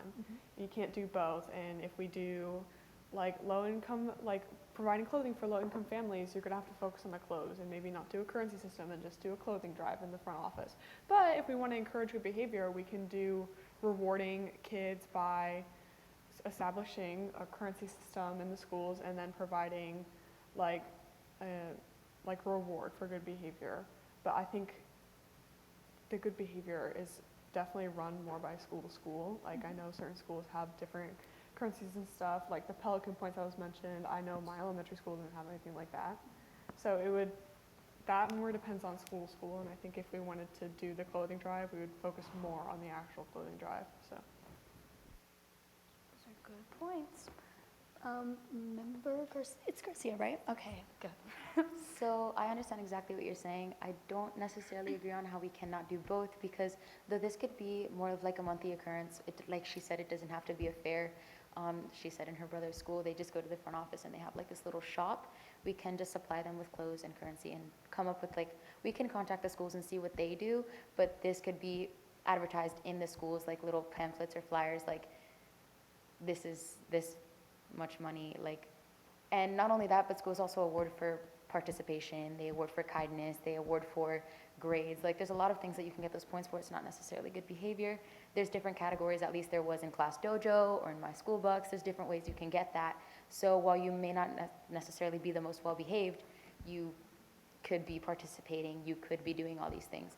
And even if you're not, like I said, this could be an encouraging thing because you missed the first one, but next month there's going to be another thing. Or if we just have it like we donate every month different articles of clothing, but in the school front, in the little stores, they're already up there. They're there for whenever you decide to make that or effort, right, into putting kindness or working well or participating and gaining those points. You can go in at any time. Like her brother, she said that he goes into the shop whenever he has that point. It could be something necessarily just like a supply rather than a drive. Member Anchetta, did you have anything to say? Yeah, I was thinking you could also do this as like an event where you would work with a specific school for a few weeks, and then at the end of it you would have like an event where it'd be like a thrift shop or like you donate supplies, and you could do that. But also I'm thinking that like having a permanent shop in the schools might be something a little bit too ambitious, though I hate to say it. You don't want to bite off more than you can chew. So, yeah. Member Garcia? Yeah, no, so I was just saying that in cases of, like, where she said in her school, it's already like a little section inside of the office. I mentioned previously that this is something we'd have to contact the schools about and find out whether they have those shops instilled or whether they use, I don't know, if they have like certain dates, like in Oasis in the middle school, they came around with carts, like pushing around candy and snacks. Like, we just need to see and really just contact the schools and find out what they do necessarily to reward these students with the points that they're gaining. And from there, we can go on and find out what we can do for each school and provide in what way. So I'm not saying, right, that we're going to set up a new shop for every school, but I am saying that we can figure out like different things as to the situations like the shops or a fair. Madam Chair, just very quickly, I mean, it's a great idea. The logistics of dealing with the Lee County school system is going to be overwhelming. Each principal has control of their school. In lieu of going through the schools, the City of Cape Coral has the youth center, and they're presently not providing that service at the youth center. There, you have better control. It's a single point available to everybody in the city. It's much easier to keep control of. You could work collaboratively with the city's Parks and Recs, which you have a representative right here, which would be much easier to logistically than trying to distribute it throughout all the schools. Or multiple city organizations, Lee Kennedy, or the Four Freedoms. Four Freedoms is in a really low income area. Yeah, that's right, yeah. It would be a really beneficial thing for them to have like a open. Got all of the clothes or got everything donated, we could do an open event for a low income family to come in and pick and choose what they needed to do that. It's a good idea. Ms. Garcia? So the words were pretty much taken out of my mouth right there. But my idea and the whole issue with the currency, every school measures the behavior of its students differently. We touched on that. So I don't know if it's in our power to know, like, well, I guess it wouldn't be, well, I'm not sure. I'm not going to throw it out there if I'm not too sure, but to only work with one school in specific, but that school being in the lowest income area of Cape Coral, so that we're not spreading ourselves too thin, trying to work with all the schools in the city. You know, that's a lot of schools. Two, we're not getting ourselves spread thin on resources, because how many clothes are we going to get, you know? And if, you know, Oasis, for example, I went to Oasis elementary and middle, like I've been in the system my entire life. I wouldn't say that Oasis is low income, right? So I don't think that our school would benefit as much from a clothing drive as other schools in the city. And I don't know about other schools. Again, I've been in the system my entire life. So again, just maybe focusing on one school in specific that we know needs it the most. I think if we do choose to go forward with this project, that would be the best route to take. Member Garcia? Yeah, no, I think that's a spectacular idea, but I'd want to circle back to what you said. So that's like a recreational area? My thought, my suggestion would be that you guys can do it through all the schools. You can send out a flyer and say, we're doing this drive, a clothing drive, but you can come to the Four Freedoms at this date and send all of the families get those Peach Jar emails. The families, so they can stay anonymous, will know that we're doing this clothes drive for them, and they can come that day to your event. That's a perfect junior project for you guys to go 3 months straight. Let's gather all these clothes for 3 or 4 months or whatever, and have one event. Then you say you've finished your project. Member I- Garcia? I do really like that idea. And I'm willing to open Four Freedoms as an event spot, so just let me know if this is what you'd like to do. I will put it on the calendar and save it for you. Member Muncy? So will we be appointing, well, if this project carries, can we appoint someone to create these flyers and kind of network with the schools so it is ensured that the word gets out? Because, you know, if we're working for Lee County, we want everyone to be involved and we want everyone to know what's happening.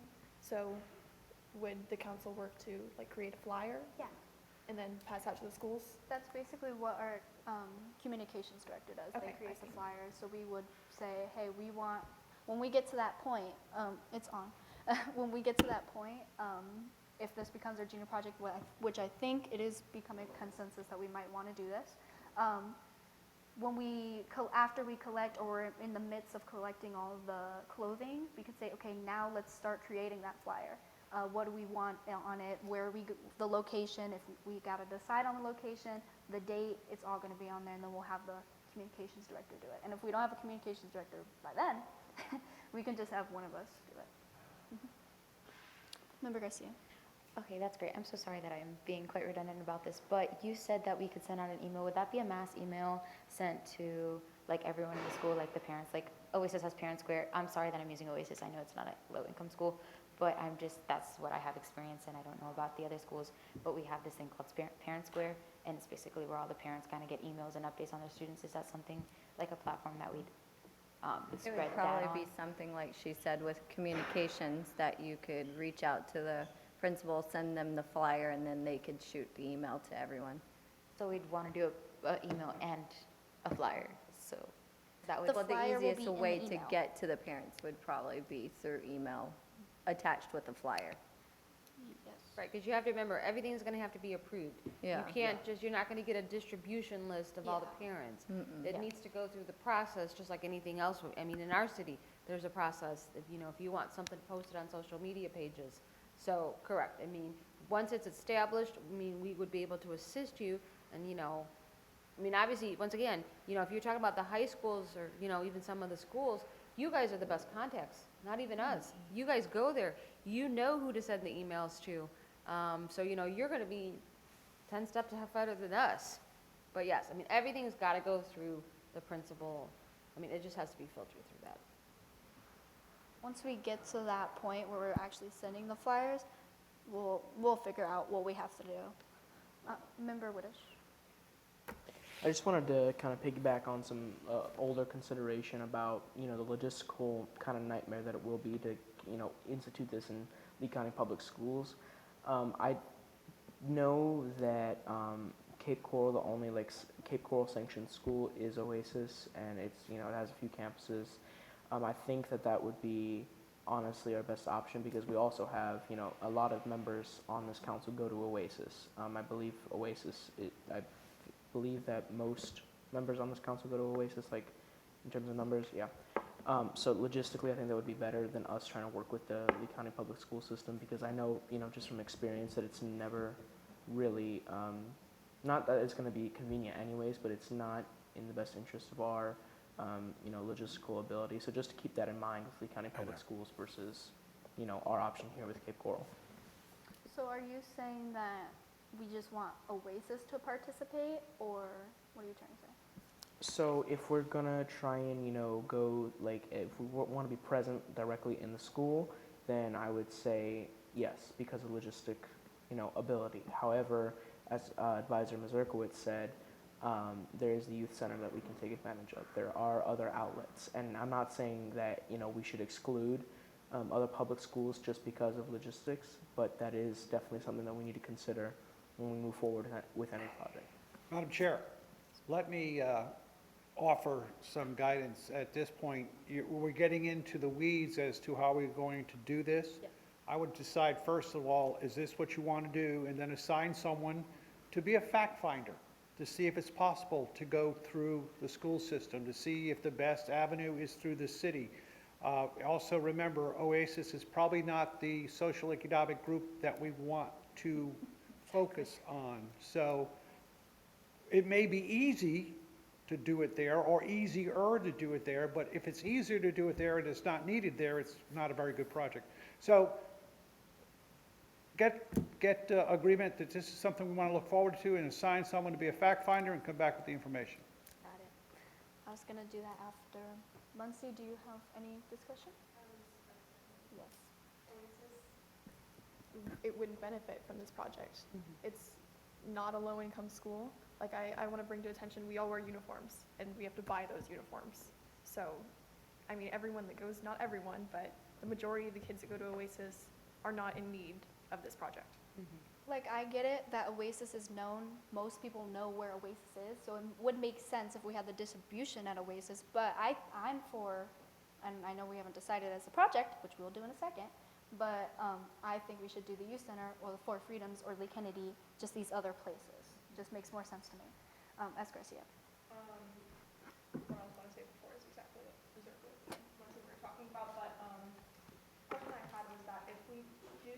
have it as an event at Fort Freedoms, are we still limiting it to an elementary school, or are we opening it up to elementary, middle, and high school? That would be opening it up to the whole family. I'm so sorry, can I do that? Okay. That would be, because like she said, since it's gonna be in the recreational center, or wherever we decide to have it, it would not only be elementary, middle, and high, but it would be the families as well, so. Okay. It would, I feel, I don't know, I'm not. I think we should decide if we want this as the junior project. I'm actually really happy that we got through a lot of these details already. So I just want a show of hands, who wants this as our junior project? Who wants the clothing drive as a junior project? Majority rules, yes. Okay, so this will be our junior project. We will figure out the name of it, obviously, but right now I'm thinking it's just clothing drive. So I feel like we've talked about if it's going to be high school, to high schoolers, elementary schools, middle schools. I feel like it would just be easier if we say that it's to everyone, because if we're just limiting the places that we're getting the clothes from, we're going to say, oh, we just want children, we just want baby clothes, we just want elementary school clothes, then we're not going to get as much clothes. Yeah. So I feel like we could just have an organizational thing at the event where we separate it by size, by age group, if that makes sense. Okay. Yes, that. Thank you for reminding me. Who volunteers to be the fact-finding person for this project? Ms. Alkowitz, are you volunteering? S. Garcia, are you volunteering? I do, and I also have a question. Yes. So, I know Oasis has already let out for the summer, so it may be kind of difficult to get in contact with the schools since they're not there. Yes, very true. So do we have any proposed solutions The to that? good news is most of the administrative is still there. They're still finishing up. I'm not saying that they're going to have answers for you, but at least you can put, the word out there and, allow them to answer you back. Like I said, you're absolutely right. You may not get any answers, but I do know administrative is at least still there. Yeah. I'm still talking to my counselor right now, actually, so I know she's there. So I think some administration, like Ms. Strickland said, is there. Obviously, I'm not going to hound you next meeting saying, why didn't you give me information from the schools? I know that is summer, so, but we are just nominating you to go further into the project more than most of the other members. So Ms. Alkowitz, before we get to that, Member Weddish, do you have anything to say? I just wanted to say that we should also be mindful when we're doing a clothing drive. A lot of schools, through the student governments, I know like Norfolk Myers High School, we had an incognito closet. You could donate clothes and things like that. A lot of schools do have this in place already, so I think that we should work with present systems to try and boost them if they already have them in place, and then if they don't, then we get to create them, then we get to move them forward. Just be mindful of, student governments already operating with projects like these. Well, I think we'll get to that in this. I feel like if we make this project known enough, the clubs on the school will want to boost this. But as a show of hands, who wants Member Mazakowicz and Member S. Garcia to be our fact-finding committee for the junior project? Anyone opposed? No. Okay, so Member Mazakowicz and Member S. Garcia will be our fact-finding committee for this project right now. Any discussion? Last discussion. Yes. I'm very sorry. You're good. I'm very sorry, but this is adding on to what S. Garcia said. Because our schools are out of session at the moment, is this something that we want to implement, like just putting it up in like parks and places like that to have it known, and then when school comes like back into session, we want to like start with them, because summer takes up 2 months of our time, which we could be using to not only plan things, but already contact places like that donate clothing or thrift stores, I'm sorry. And we can start building up our inventory, and we can present this to the community just like as flyers in the park or something like that, and then later on when school commences and things have settled down, like we can start implementing it into schools and putting it into their, I'm sorry, that was, okay, I'm sorry. He was just breathing. All right. I'm sorry. But I feel like because if we were going to restrict this from the schools and we've already decided that we're going to have this for everybody rather than just the school system, it would just take up a lot of our time to wait for schools to commence Yeah. when we can start implementing it into the community, already having flyers up in the park or Yeah. in recreation I areas. think the biggest step that we have to do right now is actually figuring out what we're going to task you guys with. The main thing is to figure out what places are we going to get these clothes from.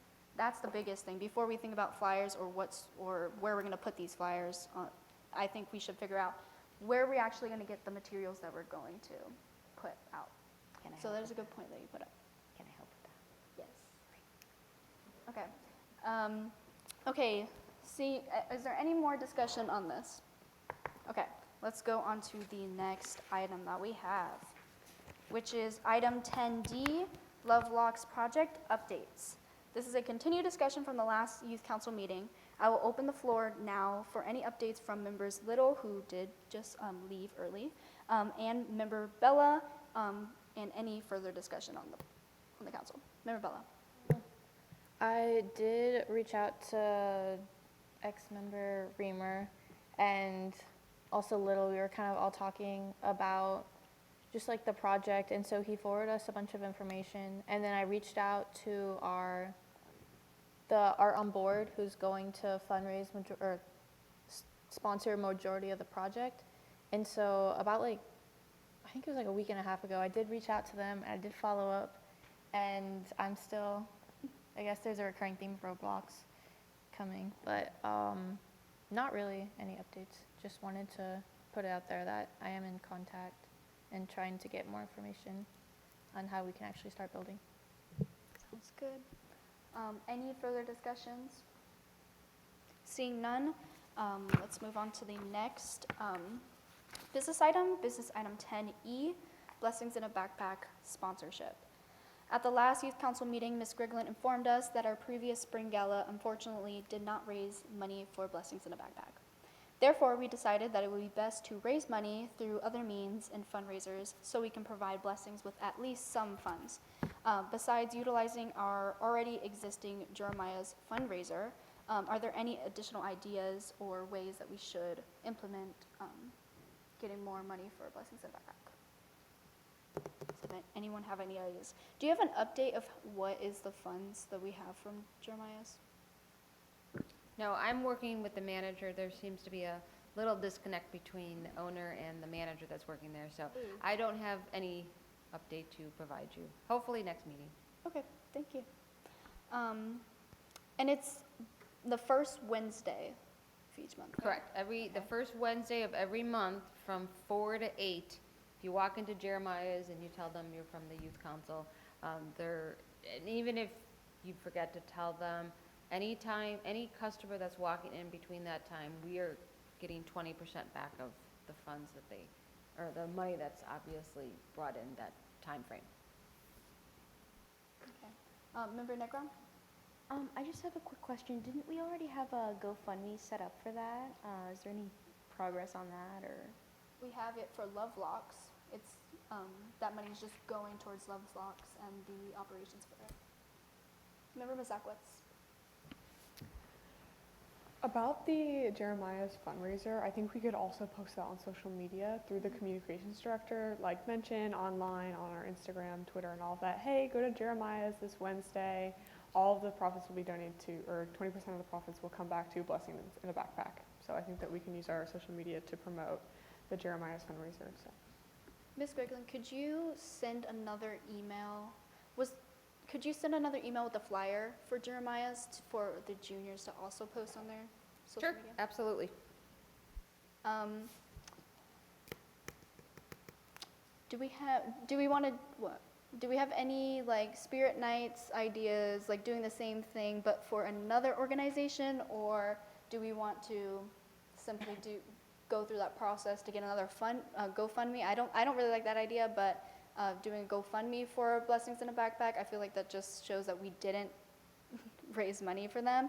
But do you guys have any other ideas? Or Ms. Grigland, do you have any discussion? I think that I know someone did it, I don't know who, but I think they did like if you go to El Primo and Jeremiah's, because they're right next door to each other, they did like a joint thing. Maybe do that, maybe do a night of you eat at El Primo and you get a percentage back, and then you go next door to Jeremiah's. So we could probably do it on a Wednesday so that we're doing that, I don't know. It's a good idea. I'm trying to get double money for that one night because they're there. It is dessert. Member Garcia? I am not sure if this would be inappropriate giving that to teenagers, but how about like something like happy hour? What if we set up with a company that does that, and we get like 20% of their proceedings or whatever, we can bargain with them during happy hour? Because that is when most people come in, whatever they drink on a Friday night, on a Saturday night when things are most busy, like we kind of target where we would get more money, Yeah. or where people, we know where they are. I'm not sure how that would. Happy hour. A lot of money there. Yeah, I was However, something like I that. don't think the Yeah. Cape Coral Youth Council should be associated with raising funds for a happy hour. That Just sounds. it would be a good fundraiser. It would be a great fundraiser. You're creative.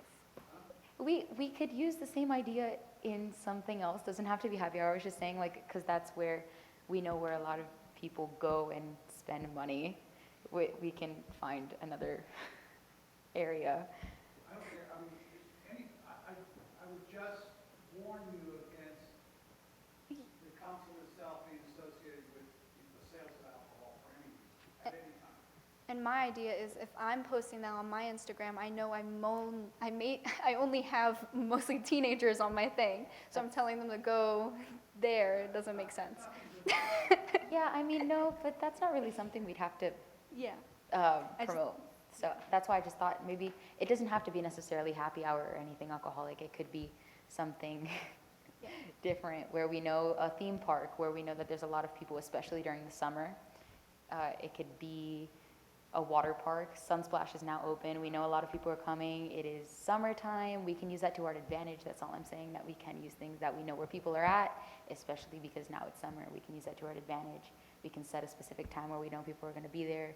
Like, we can set it up from 11 to 3 if we can at Sunsplash.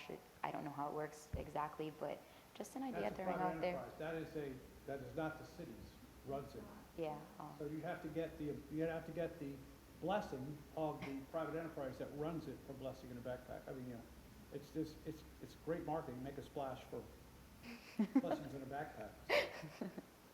Just an idea. I mean, it can be implemented into any area. Yeah. Just Well, that's what this is. That's what the point of this is. Yeah. Is to just come up with ideas. Like if you're rambling on, like this is helping, like to get the actual ideas that we want to do. Keep in mind, Your audience. your next meeting isn't until July, Yes. and then summer's almost over. that's true. Then we would I'm so sorry. Can I do this? Can I talk? Great. I'm Okay. sorry. Then maybe we would be able to look into something maybe farther on when school starts. My idea, right, is not necessarily giving you ideas of where to go for the companies, but the idea of looking for places that they do have like spikes in their sales and times. We can look into that.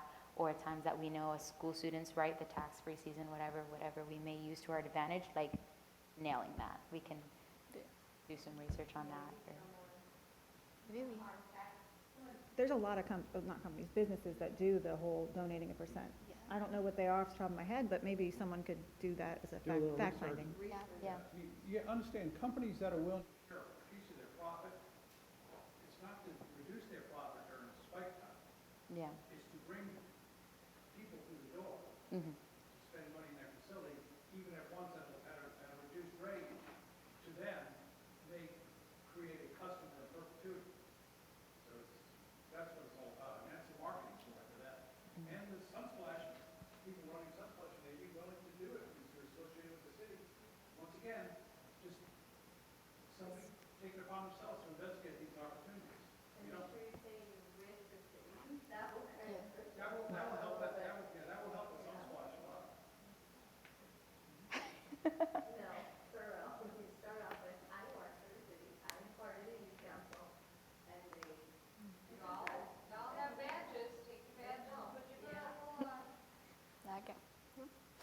Okay. Member Muncy? Yes. That's what I was going to ask. If we're looking to work with corporations that are not involved with the city, is there some kind of incentive that would help involve them? Because again, just giving away profit is not something that they want to do. They're in business to make money. So what can we do to kind of incentivize them to work with us? All right. Let me give you 2 minutes of how to raise money with the city of Cape Coral. There are people or organizations that contract with the city of Cape Coral that like to enhance their relationship and their relationship with the city. They do huge contracts, multi-million-dollar contracts. Those are the people you want to approach to donate to different events that you're doing.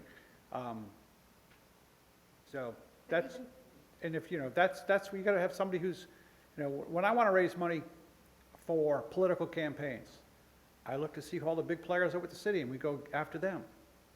I mean, it's a quid pro quo. Life is a quid pro quo, but you got to do it in a way. There's no guaranteed pro for their quid, but they all think there is.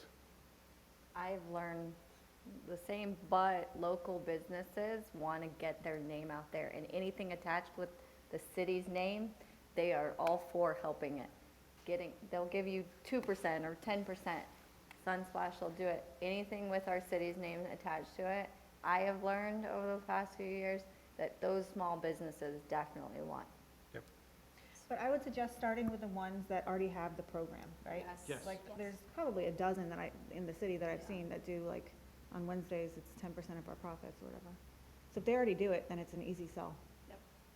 Okay, so let's have a volunteer for someone who will take it upon themselves to go search for places and businesses that will help us run a fundraiser through them, like spirit nights and things like that.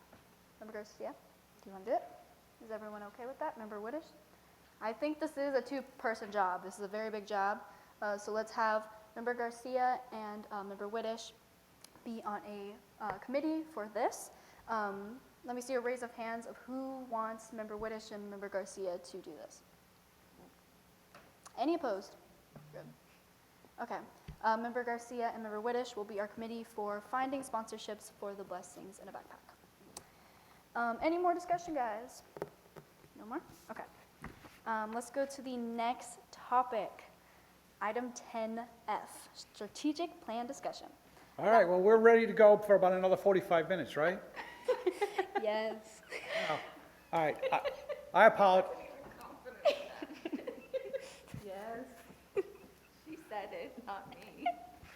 I apologize for getting this to you today. I have been swamped with work and got it done this morning, getting up way early to get it done.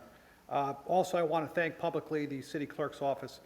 Their minutes that they provided for us for that section of that meeting was very, very helpful in doing this. What I want you to do is I want you to look at, and we'll be voting on this next time. Look at the report. Like I said, I did it earlier this morning. I got some changes I'm going to make. I'll send it back out to Ms. Griglin, and she can send it out to you. There's some edits that need to be made. But the big thing is I want you to think about, at the end, the strategic initiative. Well, first of all, look at the mission and the vision. The mission is worded terrible right now, but here's what I'm going to change it to. We are young servant leaders who represent the youth of Cape Coral and provide City Council with young people's outlook for the betterment of all of our community. And then the vision statement actually reads fairly well. The strategic initiatives. Strategic initiatives are there are 4 things you can manage, 4 areas of life or organizations you can manage. I'm just going to this is normally a give and take, but we don't have time. There are people, assets, and assets are both physical and fiscal money, so buildings, brick and mortar money, time and process, and then message. And you can manage both an internal message, how you talk amongst yourselves, and then your external message to the rest of the world. So those are things that, and what we do with the strategic plan is we like to have strategic initiatives in at least one in each of those areas. So you need a minimum of 4 strategic initiatives. and you start thinking about that, and you should, go through this thing, look at the SWOT analysis, look where your strengths are, look where your weaknesses are, what's your opportunities, what's your threats, and try to use those powers that you have, especially your core capacity and core competencies to do strategic initiatives. Now, strategic initiatives are smart, and I don't do much original stuff. I steal almost everything I do from somebody else. This is mine, okay? My smart strategic initiatives are different than anybody. A strategic initiative has to be smart, it has to be specific. It's got to be specific as to what you want done. It's got to be measurable, an agreed upon tool. You're going to measure how the outcome is. It's got to be assignable to an individual. This is one time you don't get away with putting 3 people on a committee. Because if you assign something to 3 people, when it comes time to report, you get this, okay? One person is assigned for each initiative. And it's got to be realistic. I mean, you're not going to change the world in 3 months. You can try, but it's got to be realistic. And then it's got to be time certain. There's some specific time in the future that you're going to agree to as a group that this is going to happen. All right? So when we get together next meeting, and we don't have to talk so much about structure and all the time we wasted this morning, not wasted, but we had to deal with that. We will work on this, and we will build those strategic initiatives, and we'll be ready to move forward with your strategic plan. If I may suggest, take a look at the Cape Coral Strategic Plan. It's on the website, capecoral.gov. It's a good resource. It's obviously a lot more higher level, but you can see what kind of things you're looking for. All right, any questions? It's pretty straightforward stuff. It's not rocket science, okay, because I can do it. Thank you, Madam Chair.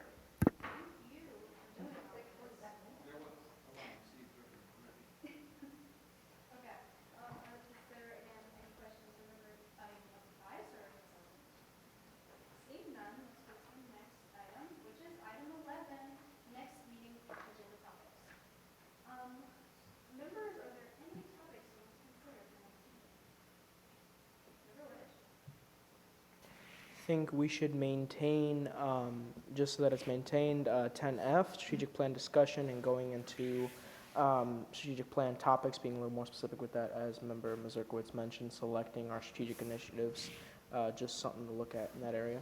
I think we should retain everything from B to F on business. A could just be for advisors on preparation. Any more suggestions? Any objections? Good. Any discussion? Any more discussion? Okay. Let's go to the next item. Item 12, reports. Reports from members. I will now open, I'm not going to open the floor actually, because I'm going to say my report first. Me and Chetta actually were elected to be a member of the Junior Leadership Program this year through the Chamber of Commerce. This coming Monday, we will be with a group of 12 or something juniors from all high school, from around the city, and we will go to different places. We will go to Kiwanis, we will go to FGCU, we will go to different nonprofits, organizations, and we're going to be networking and learn leadership things, and it's really fun. I'm really excited. At the end of the week, we will be creating our own project. Depending on the scale of it, it will take a couple months or it won't be as long. But I'm very excited, and I can't wait for Monday to come. So that's my report. Someone else that's going to be there. Yes, and I remember Advisor and Mazurkiewicz will be there on Monday as well as a speaker. I get to see him Friday and Monday, and I'm very excited. And Wednesday. And Wednesday. Oh, also Tom Hayden will be there on Wednesday as well, because I forgot to mention we will be coming to City Hall. So I can show them everything. Oh, yeah. That's very true. Yes. Member Garcia, do you have a report?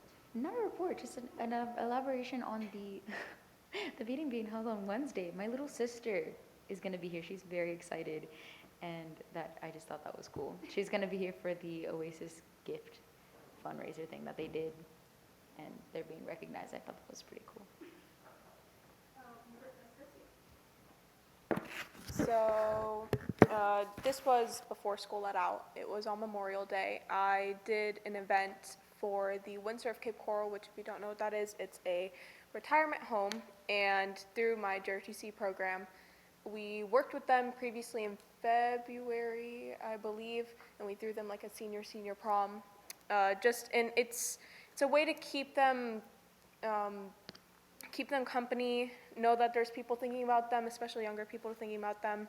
I commanded a flag detail where we retired a flag and we put one up and stuff like that. But the reason I say it is because I know we talk about, branching out, and our largest demographic in Cape Coral is our elderly population, and maybe when we work on future projects, we could think about the Windsor, or we could think about other retirement facilities around here. But yeah, it was a really fun time. The people there are so kind. I had to work with them to organize the whole event, and they're super understanding. They're super flexible as well. So yeah, it's just something to think about if for any future projects, just throwing it out there. We do a project through Giving Tree through our North Edison Kiwanis, and what we do is we get organizations to give us gifts, and we distribute them to nursing homes. That's pretty cool. Member Wish? So I'd like to report on an opportunity that I think that the Youth Council can have. So I'm involved with the Florida YMCA Youth in Government program, and this year I'll be serving as the state's Youth Attorney General. We do like elections, and it's very like model after state government.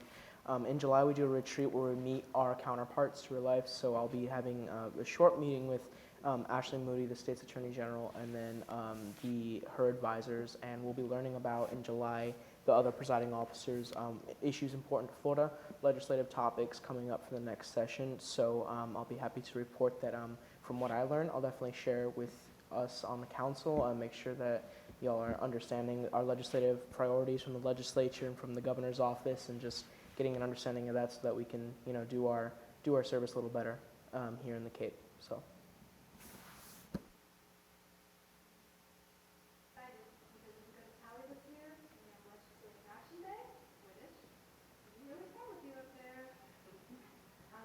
Any other reports or discussion? Okay, let's go to the next item on the agenda. Reports of the council liaison advisors. Are there any reports from council liaison advisors? I have no report. No report. Nothing. Thank you, Chair. I do have one announcement. Sorry. Didn't want to, blow the momentum going there. I did unfortunately receive a letter of resignation from member Dixon Polanco, so I just wanted to publicly announce that. I do wish him the best in his future endeavors. I appreciate his honesty. He just said with time constraints of school that he didn't feel it was fair to miss the meetings that he has been missing. With that being said, we don't have to talk about it now, but also with our new role here, we don't have to technically fill that position if we choose not to, because nowhere now in our ordinance, at least I don't believe so, where we have to have 14 members. But I did want to publicly announce it, just so you. What school do you represent? He was Mariner. So just something to think about. I will look further into it as with the new ordinance if we have to fill the position or not. But we can talk about it at the next meeting. Thank you. Let's go to the next agenda topic, item 14, time and place of future meetings. The next regular meeting of the Cape Coral Youth Council is scheduled For Friday, July 14th, 2023 at 3 p.m. in council chambers. Do I have a motion to adjourn? I still think it's fun. Member Negron made the motion. Widish made the second. All in favor say aye. Aye. Any opposed? There's none. This meeting is now adjourned.